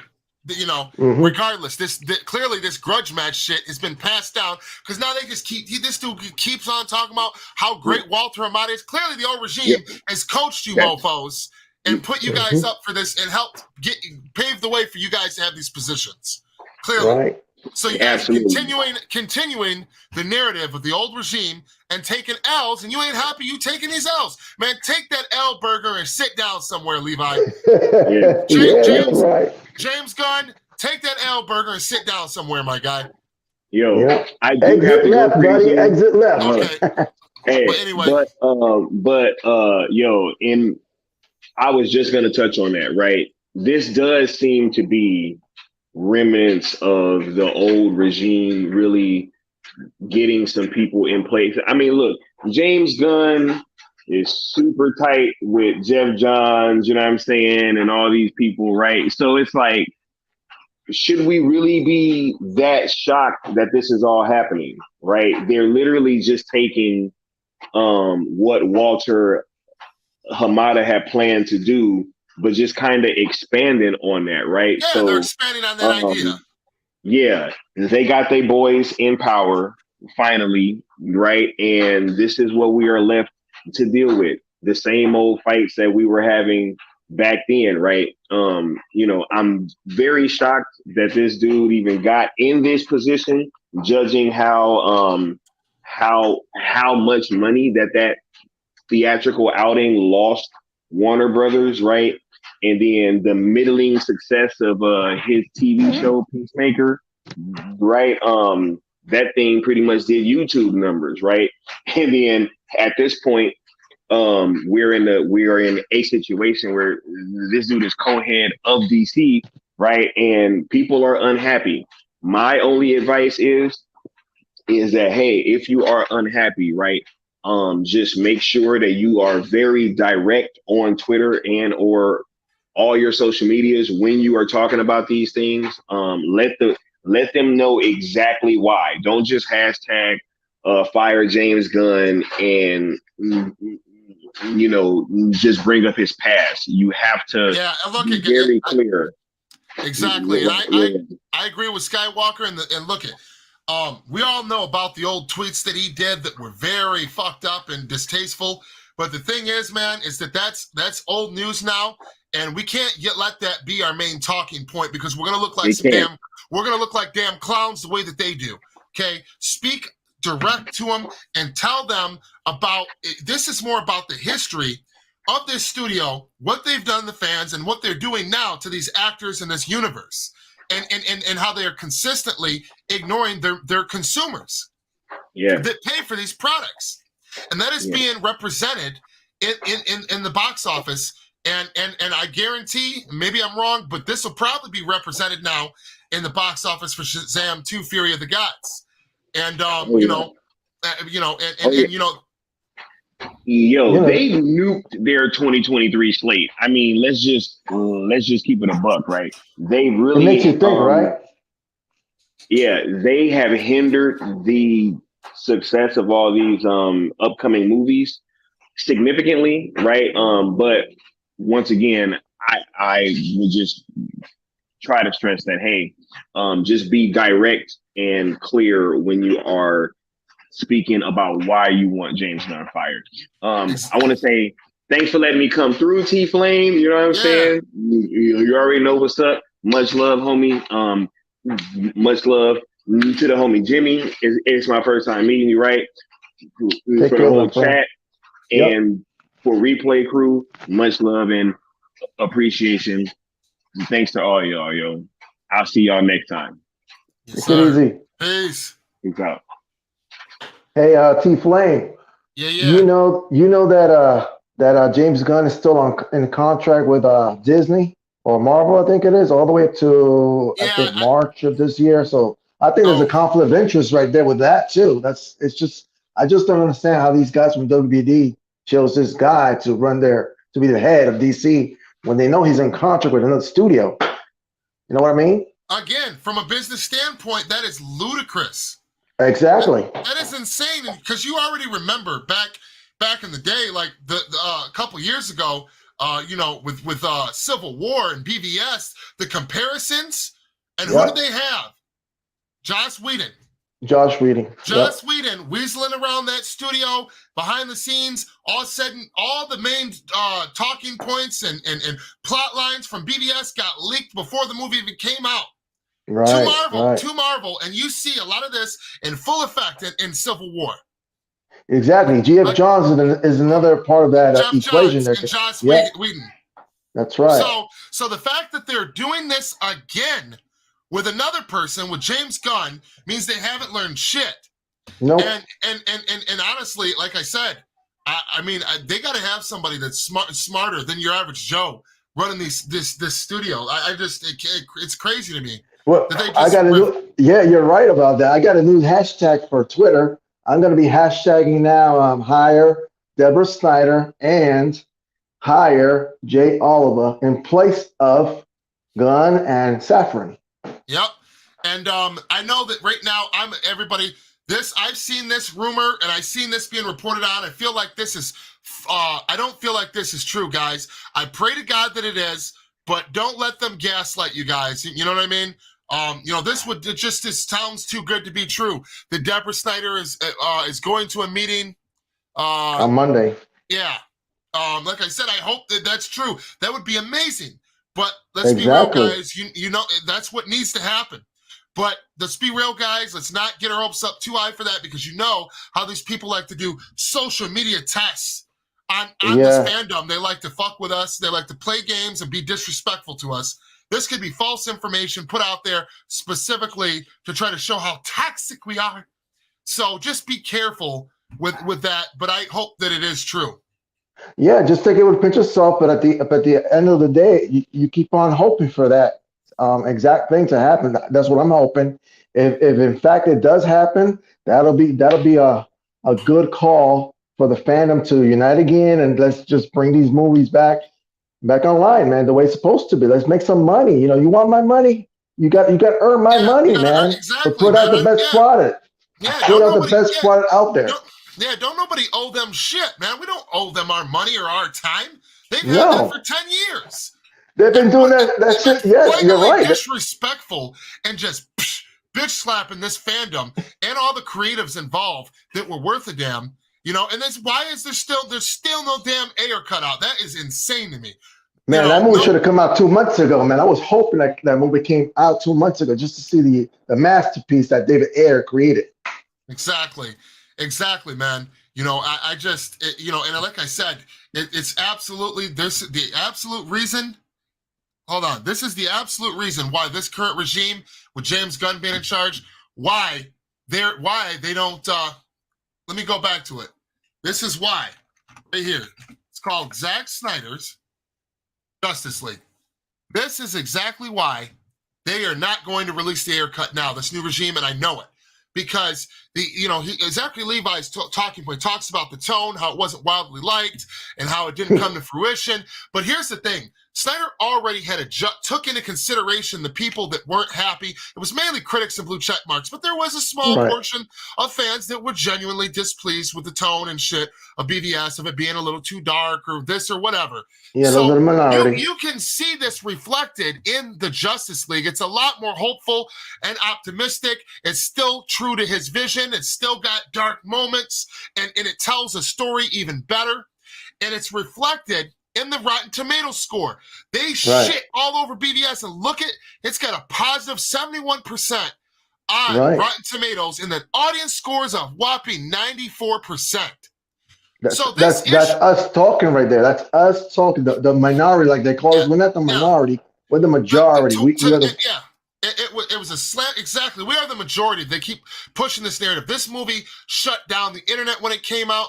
Nobody could stop talking about it. Even the haters had to talk about it. Zach was on the internet, pushing this forward, going on streams. And this thing was streamed so ridiculously much on HBO Max that it shut down. The server crashed at one point. You can look all this shit up and you will find it. The merch for this movie sold out in a matter of like a day or two. The Blu-rays and DVDs were sold out everywhere. You couldn't go nowhere and find it on the shelf. Okay, so if the Ayer cut comes out and it does anything like this does, they're fucked. That's exactly why they're not gonna, this new regime, James Gunn, I don't care how much David thinks sucking up to him is gonna help. This is why they are not gonna release the Ayer cut. Because of this right here. The problem and the tonal issues were already fixed. Zach already adjusted it based on the reception, and we already got that. And this movie was done in 2017. Yes, he added one scene with the Joker, and made the special effects better. But other than that, it's the same movie that was done that we were going to get initially off rip. So they already fixed it with the Snyder Cut. But the old regime wanted to ignore it, and they are repeating the mistakes of the past because they want to be the big. James Gunn wants to be the big shot. He wants to be the director. He wants to be the writer. He wants to be the CEO. He's a fucking nerd on a power trip. And he's also being a troll on the internet and being disrespectful to the fan base. And them having Zachary Levi come out and with this bullshit is not helping. And now, as far as I'm concerned, his movie that kills his movie right there. Yes, it sure the hell did. As far whatever success or failure it has, and here's the thing, they're sitting there you've essentially waited until Christmas time to release this information and then tell us it's Christmas, guys. Give them a break. No, how about it's Christmas? How about they give the fan base a much needed break from this bullshit? They didn't think about that when they fired Henry Cavill. Did they give him a good Christmas? No, they didn't so F you, Yeah, they didn't think about that when they did the same thing to The Rock afterwards. Exactly. So why do they expect that from us now with them? No way. No, you dished it out. Now you take it, and now you're really going to see who really is your fan base. Now you're going to see it because your stocks are going down. They're sinking or tanking, and that's what we want you to see, that we have the power, not you. You got to listen to us. And not to mention, like I said, Zack Snyder's movies were already on the track to make $1 billion at the box office. Exactly. I believe that, man. BVS made almost $900 million in its theatrical run. And when you add in the merch and you add in the Blu-ray and DVD sales, that movie made $900 million all day long. I was saying that movie, if they wouldn't have jacked with it, it would have made at least $2 billion. Movie. That was a compromised movie. Exactly. If the Ultimate Edition would have came out in theaters immediately, the backlash and the Rotten Tomato score would have been much higher. Yes, there would have still been some grievances over the tone, but it would have made its $1 billion. Not to mention, and everybody knew that it was compromised. So what happens when all the rumors start coming out? When the super bastardized theatrical cut of Justice League come out, everybody knew what was up, and a lot of people tuned out and didn't go see it. That wasn't Zack's movie. And when they released Zack's movie, look at the results. 71%. Even the haters had to say, you know what? This was actually all right. This was pretty good. Man, yeah, and man. The audience came out strong, 94% fresh. 94%. You're right. That's right, man. It killed it, man. They killed it with it. This issue was already corrected. All you had to do was keep it rolling. Not, hey, let's keep cranking out Hamada movies. Hey, let's bring in James Gunn, who lost the studio.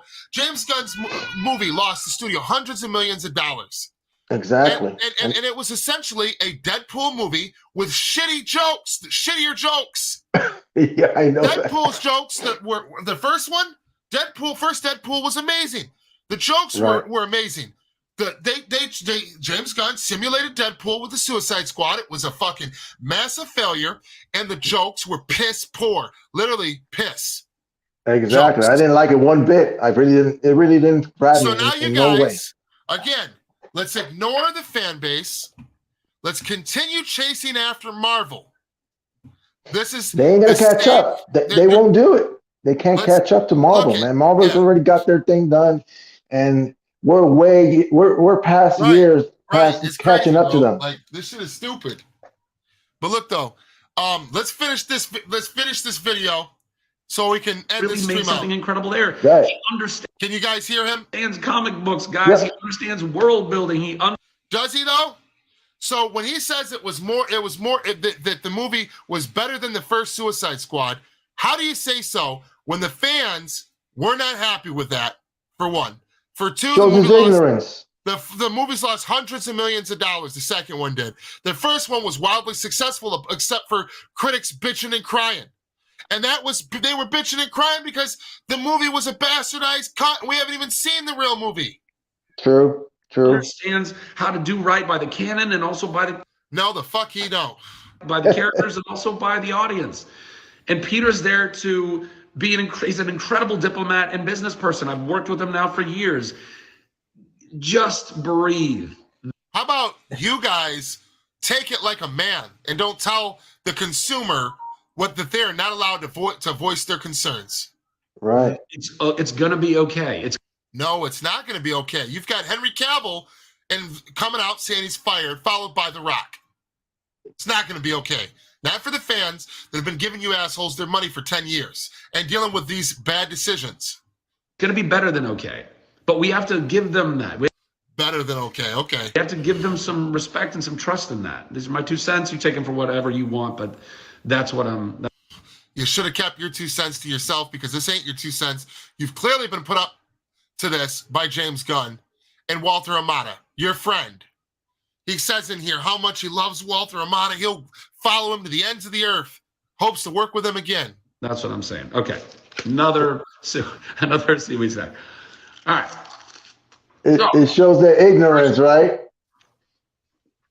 Number 2, I need help. Yeah, you do. Internet. All right. That's enough of that. That is enough of that. I think we've seen mainly the large talking points. And again, what's up, Jeffrey? There's a link in the chat if you want to jump on real quick. Right here. I'm sure he said some merchandise is still out of stock. I know, man. Everything goes outside when it's Zack Snyder, back. But it shows his ignorance, right, to the fact that he doesn't know his facts, what's really happening. He's just kissing ass. That's what it tells me when he's out there. It's like Levi. So yep, he's just a patsy for the old regime. What's up, Jeffrey? Hey, just what's up, Jeffrey? Yeah, I'm sorry. I just seen your DMs. My bad on that. But yeah, man, it's something wild, man. You know, I just they're gonna see this is just gonna anger people even more. And I don't know what they were hoping to achieve with that video, or what Levi was hoping to achieve, but that just backfired massively. Again, they just put more gas on the fire. Yeah, more gas on the fire. Jeffrey, what do you got to say, man? What do you think about all of this? Like, really, just to me, it just seemed like, I don't know if you saw my tweet yet, but I posted something that really did catch my eye. It was really like, what really was weird about it was really how he name dropped only Zach and not David Ayer, when he was saying like, oh, James Gunn's reboot of the Suicide Squad was better than the original, but it was really something. It was really just something really odd to me that you mentioned Zach, about like how he name dropped Zach in that whole thing, and he didn't name drop and didn't say David Ayer's kind of Suicide Squad, which we both know is wrong. But it's just very telling that he didn't name drop David Ayer's Suicide Squad, and he instead he just said the original Suicide Squad. It just was really interesting about how he worded it. Like, it was like really quick. He mentioned Snyder in like 1 second, and it was like gone. So yeah, it was just really weird. Yep. Yeah, it was just really weird, the whole thing, really, with the video. Yeah, like I was telling T Flame that he it's just like they threw him out there like a PR, like, hey, see if you could save us, and it backfired. Right now, it's just backfired, and it just got more people more pissed off than what they already are, and I believe this is just going to continue until they do something about them too. You know, they got to make a change. Mm-hmm. Because when I first saw it, I first saw the first 2 minutes on Twitter, and I saw that first 2-minute clip, and I thought that's interesting. But then someone actually sent me the link to the actual video, and it was like 14 minutes of pretty much of him ranting, pretty much that almost sounded like a cry for help, essentially. Like, I don't want to say it, but that's really the only way I could say it. And if I'm actually correct about this, the first movie of the 2023 slate is Shazam 2. So, right. So yeah, that's pretty interesting with the whole timing thing. Yeah, and like I said, guys, honestly, we were just talking about, Deborah Snyder and Jay Oliver. That's who they should have put in charge of this position. Yeah, right. flat out. And this, even though I am 100%, I'm not going to say 190% certain that this Deborah Snyder meeting Monday, I am almost 100% sure that's just a rumor and wishful thinking. But man, that's what needs to happen. Yeah, I guarantee that it's a rumor. You know, they like putting out. You know, they are so disrespectful to the fans that they've done stuff like this before, but made hit pieces and against their own properties and against their own creatives, against their own fan base. This studio is not above any of this shit. Especially during the run of the Snyder Cut, they constantly it's talking about it's a dead end and it's a cul-de-sac, and coming right out and saying Zack Snyder's trilogy is complete now after it came out, knowing that the fan really, did you not see how the movie ended? And really, did you not hear Zack say that it was a 5-film arc initially? That's before he adjusted it. Yep, right. That's before he came up with the new storyboards. So, like I said, we're not doing this. We're not waiting 10 more years to see if they can pump out a whole entirely new cast that's worth a damn and a whole new. Nobody owes you their money. Nobody owes you your respect. That's something you guys have to earn. We don't have to earn your respect. You got to earn ours back after the bullshit. That doesn't matter if it wasn't you and the guys that came before you. You're perpetuating and continuing the nonsense of the last regimes. Flat out. That is what is happening. Let's not sugarcoat it.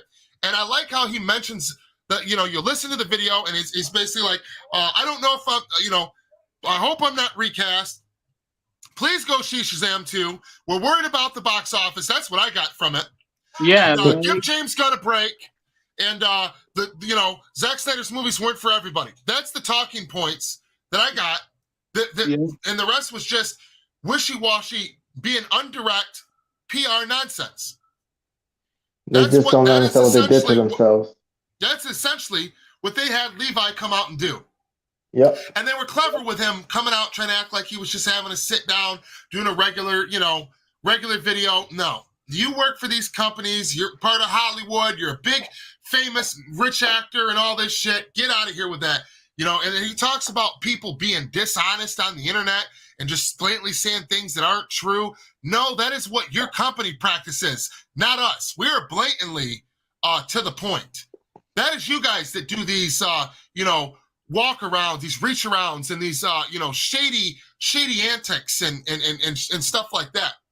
That's not something that you see coming from here. Money talks, and this comment right here that I brought up. This is the main thing that I wanted to talk about. Where's this comment at? Right here. Okay, so Slipknot says, could the Snyderverse be restored if the Flash and Aquaman 2 make $1 billion each?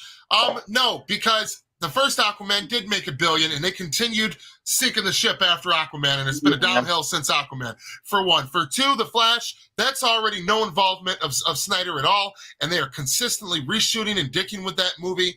And by the time we get it, we already know. I'm pretty sure that Gale's going to be removed, Henry's going to be removed, and all this stuff from the movie. Maybe even Batfleck by the time that movie comes out, because of what they're doing now, what they're deciding to do now.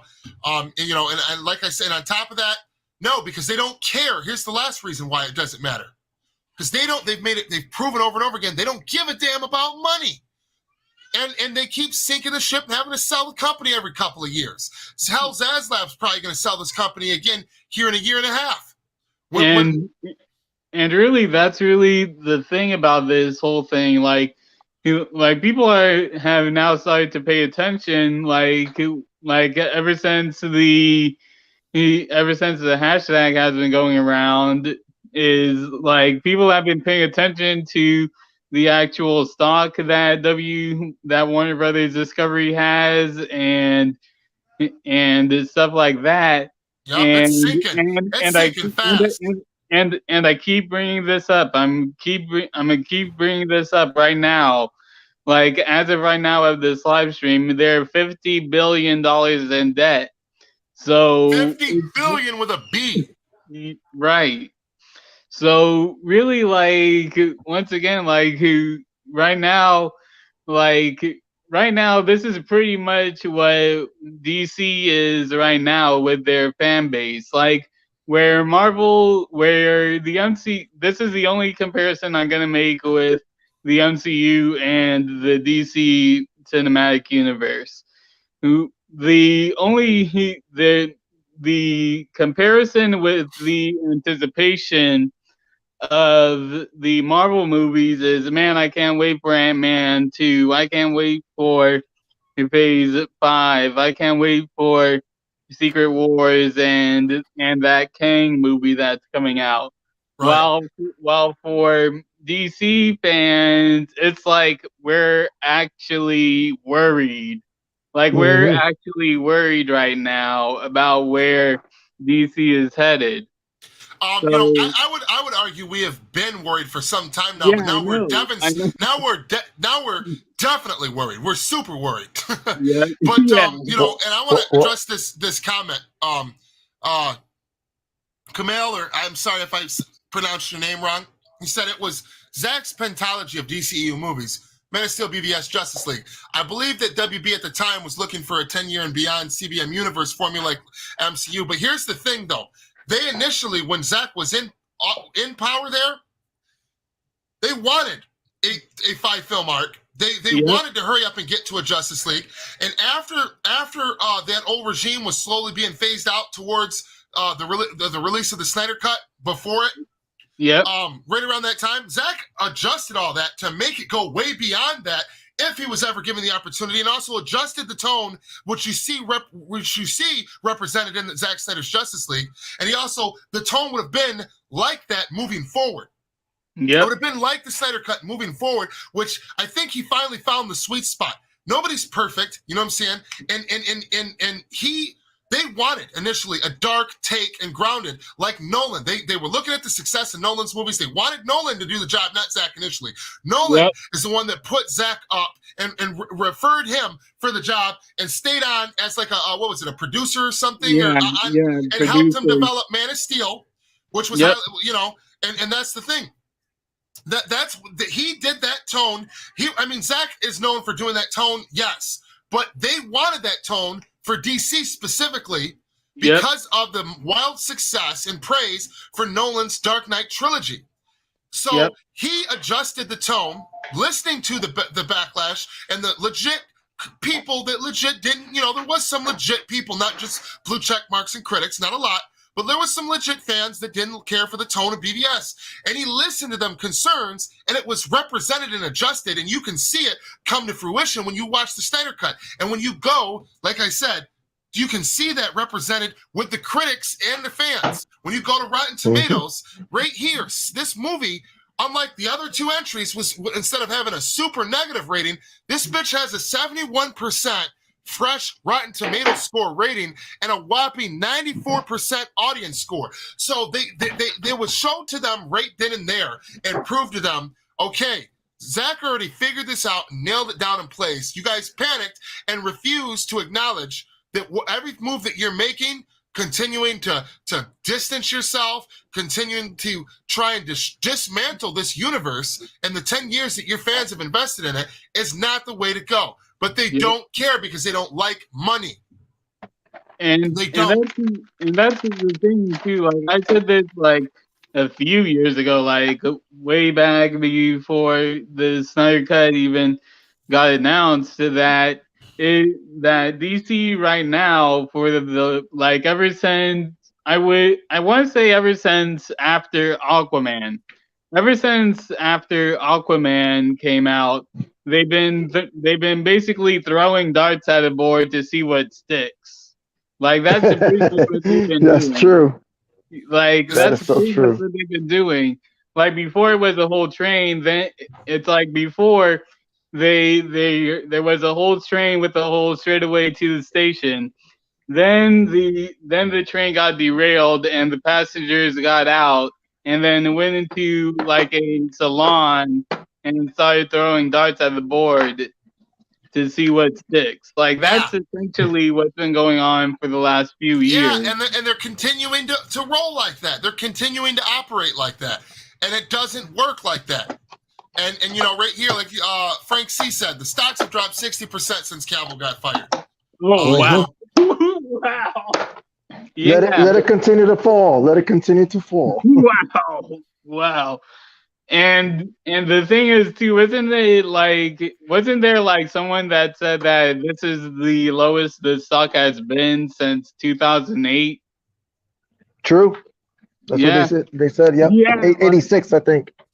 You know, and then here's the thing.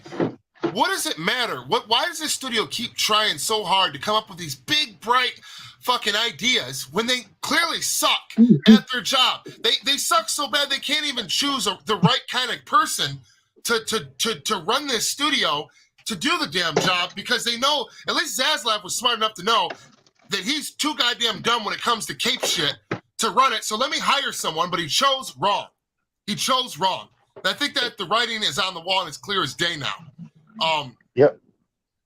You know, and also, you know, it's just the incompetence, the nerve of the studio. It's like, again, why is it that they refuse to acknowledge, Warner Brothers does, the Snyder Cut, refuse to talk about largely, of course, obviously there was a part of this Warner Brothers that came out, labeled it a global phenomenon and all that shit, because it was. It won an Oscar cheer moment. Yep. It was labeled a global phenomenon. They had them come out and show the social media impact of it, and it was like some kind of 30-some billion interactions and all this shit.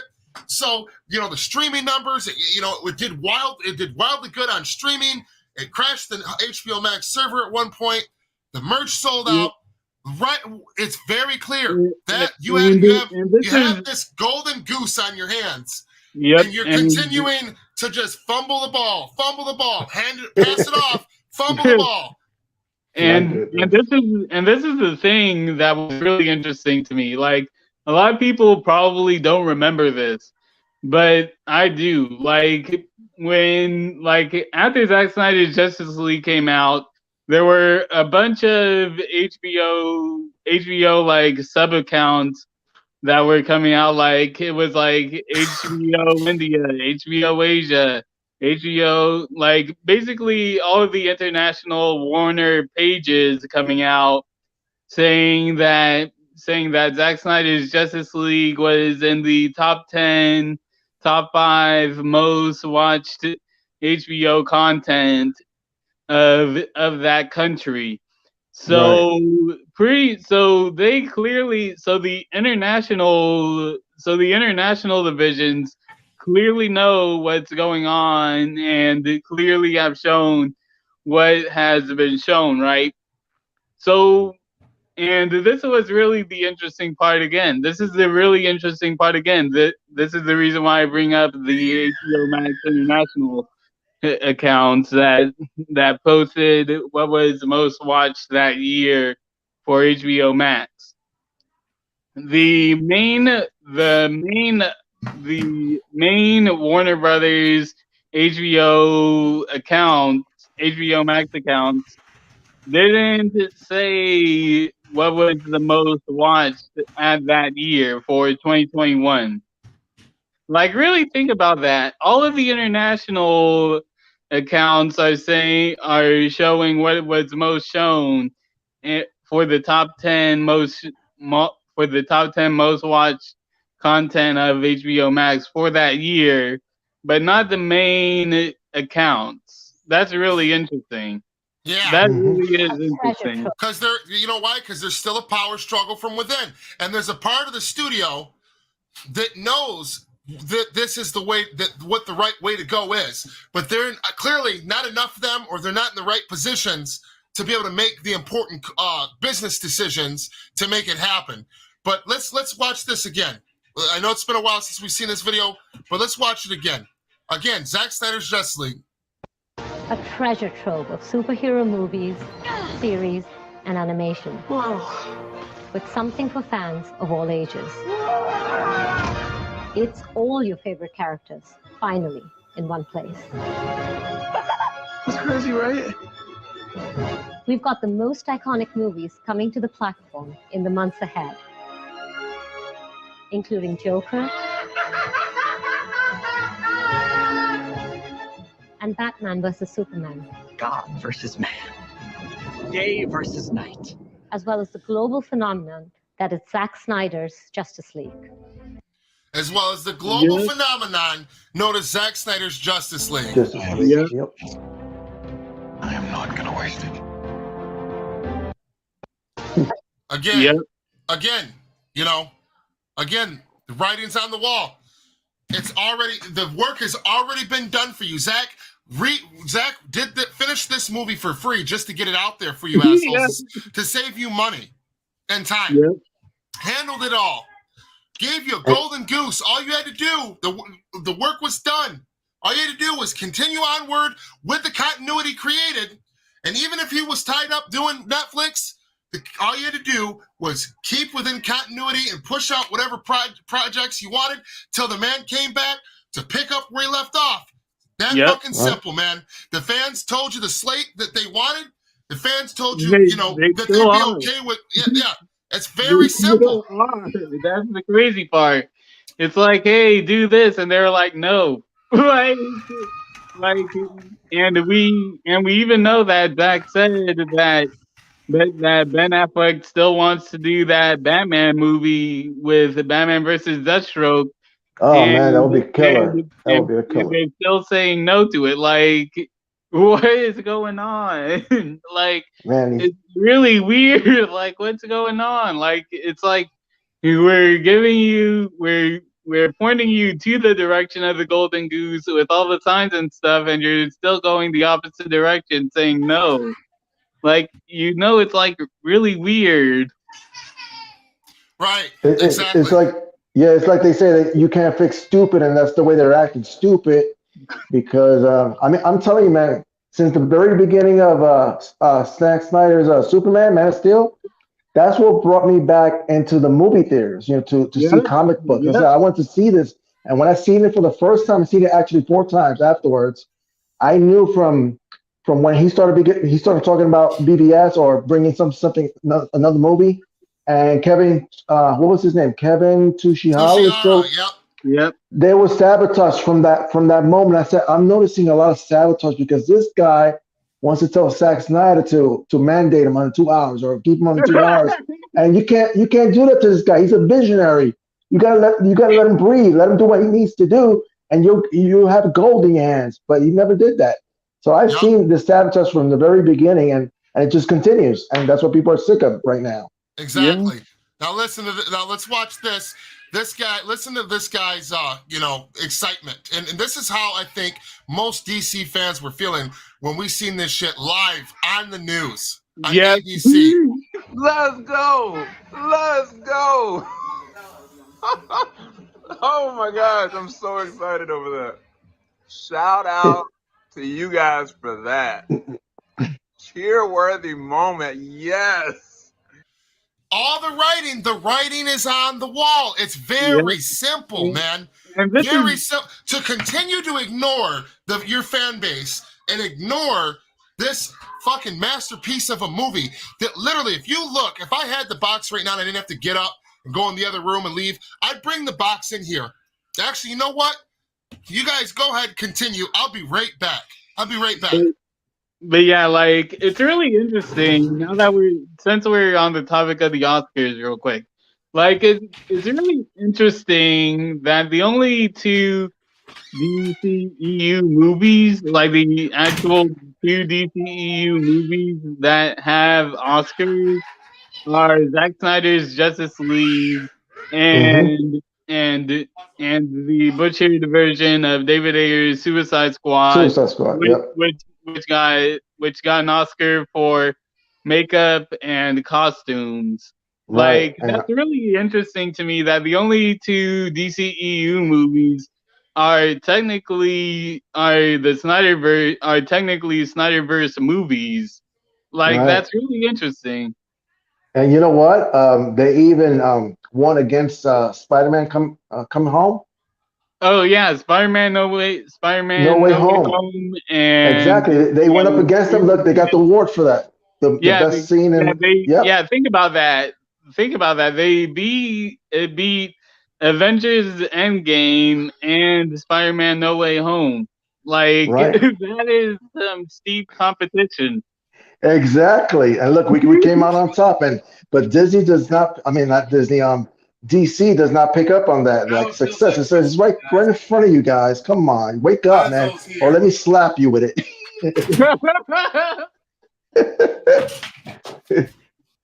Oh man. Yeah, but I don't know what's gonna happen, man. All I'm gonna do is do what I need to do. I'm gonna continue hashtagging, fire James Gunn until it happens. Here, guys. I'm not gonna do that. I'm not gonna do that. Like, you guys can do that. Right. Okay. I got trying to get it at just the right angle. You see what this says from a critic?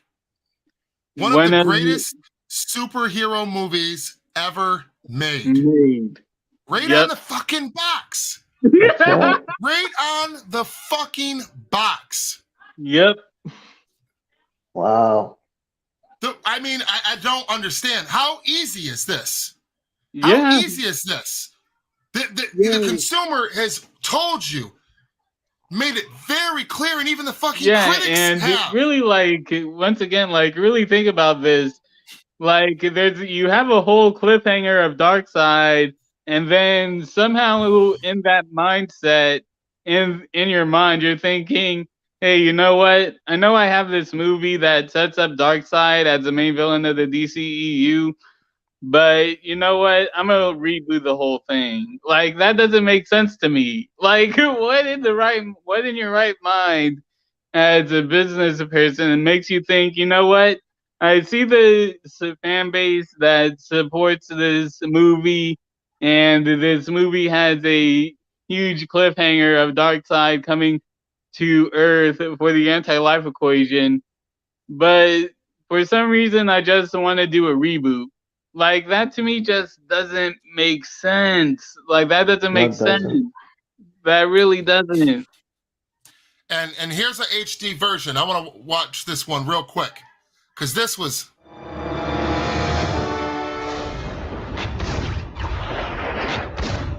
Nice. Yeah.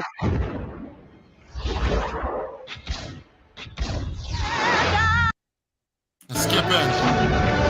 Yeah. That movie deserved it. Yeah, that movie deserved it. That movie deserved it. Because again, they didn't ignore their fan. They even worked with a studio that there was licensing conflicts. They even worked with another studio to hard as hell fighting to be able to bring 3 generations of Spider-Man fans all together on the big screen. Yep, and really think about this. Like, at the time, they really had no reason. Like, in hindsight, if you are looking back, in hindsight, they really had no reason to bring back Andrew Garfield into it, because before No Way Home came out, a lot of people at that time didn't like Andrew Garfield as Spider-Man. So really, props to them for pulling that off. Yes, like, I for one was a fan of Andrew Garfield. Yeah, me too. Me too. I think that his adaptation, at least the first movie, was the best one. Comic accurate Spider-Man we've had on screen. Yep, I agree. I agree too.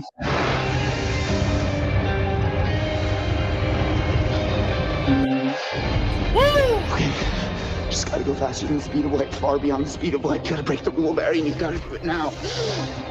Yeah.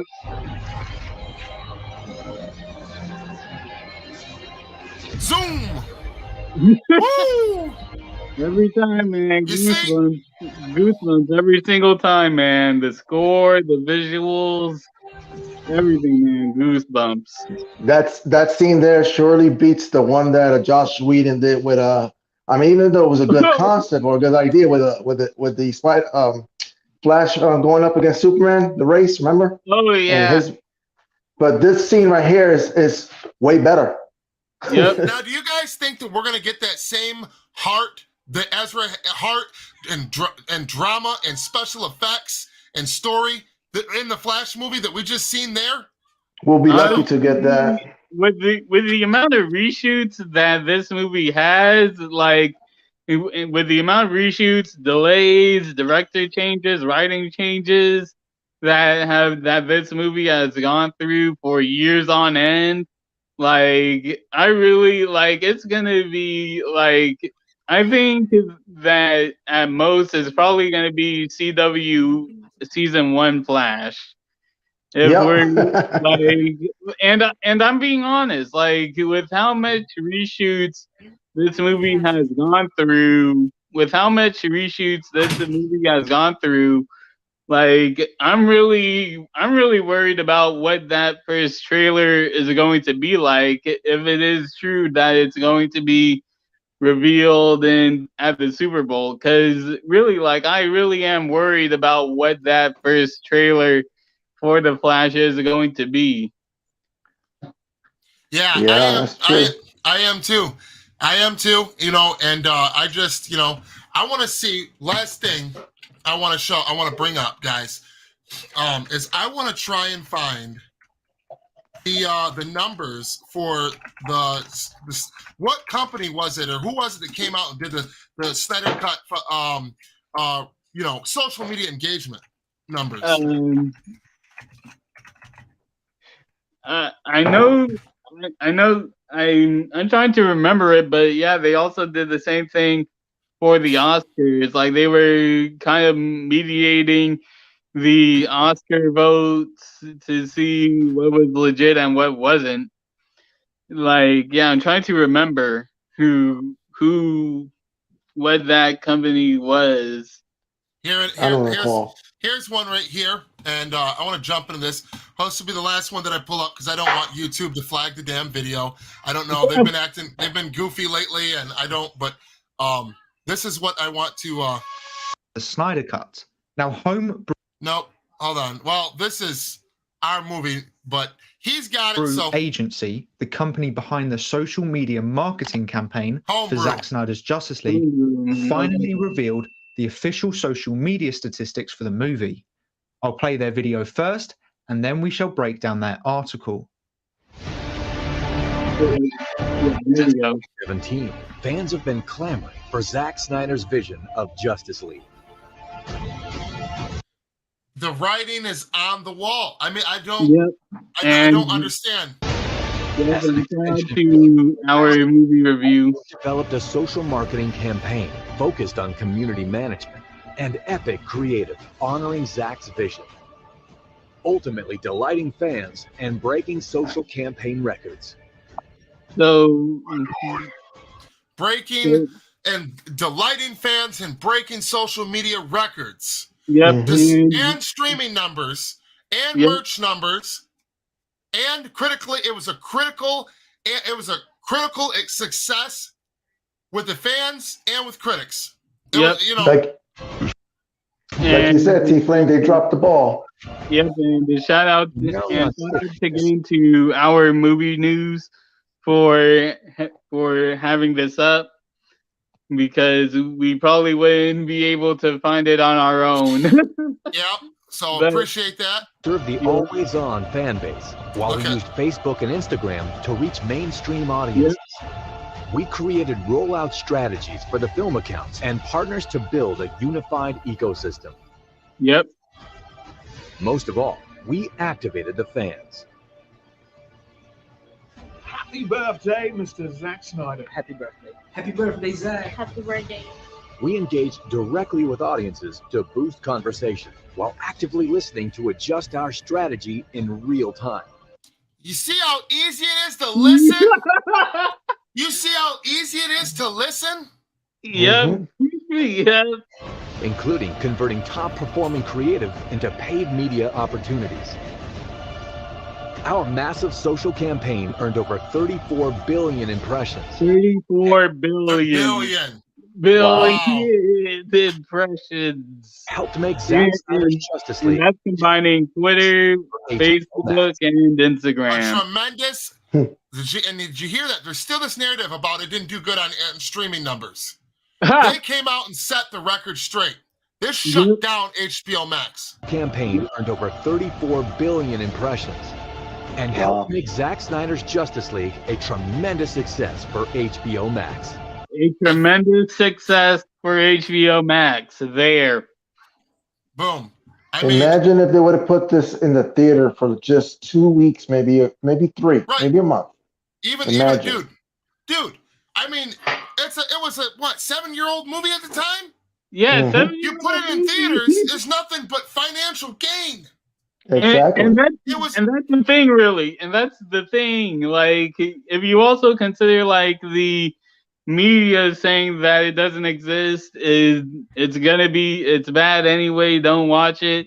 Like, if you even consider also the fact that it the media is basically bashing Zach, like this is basically the equivalent of Kratos destroying the Greek pantheon in World War III. Like that's just truly what happened. So yeah, I'm sorry, but I gotta go, man. My battery's about to die. My phone battery's about to die. All right, sounds good. Yeah, peace, man. See you later. Jeffrey, take it easy.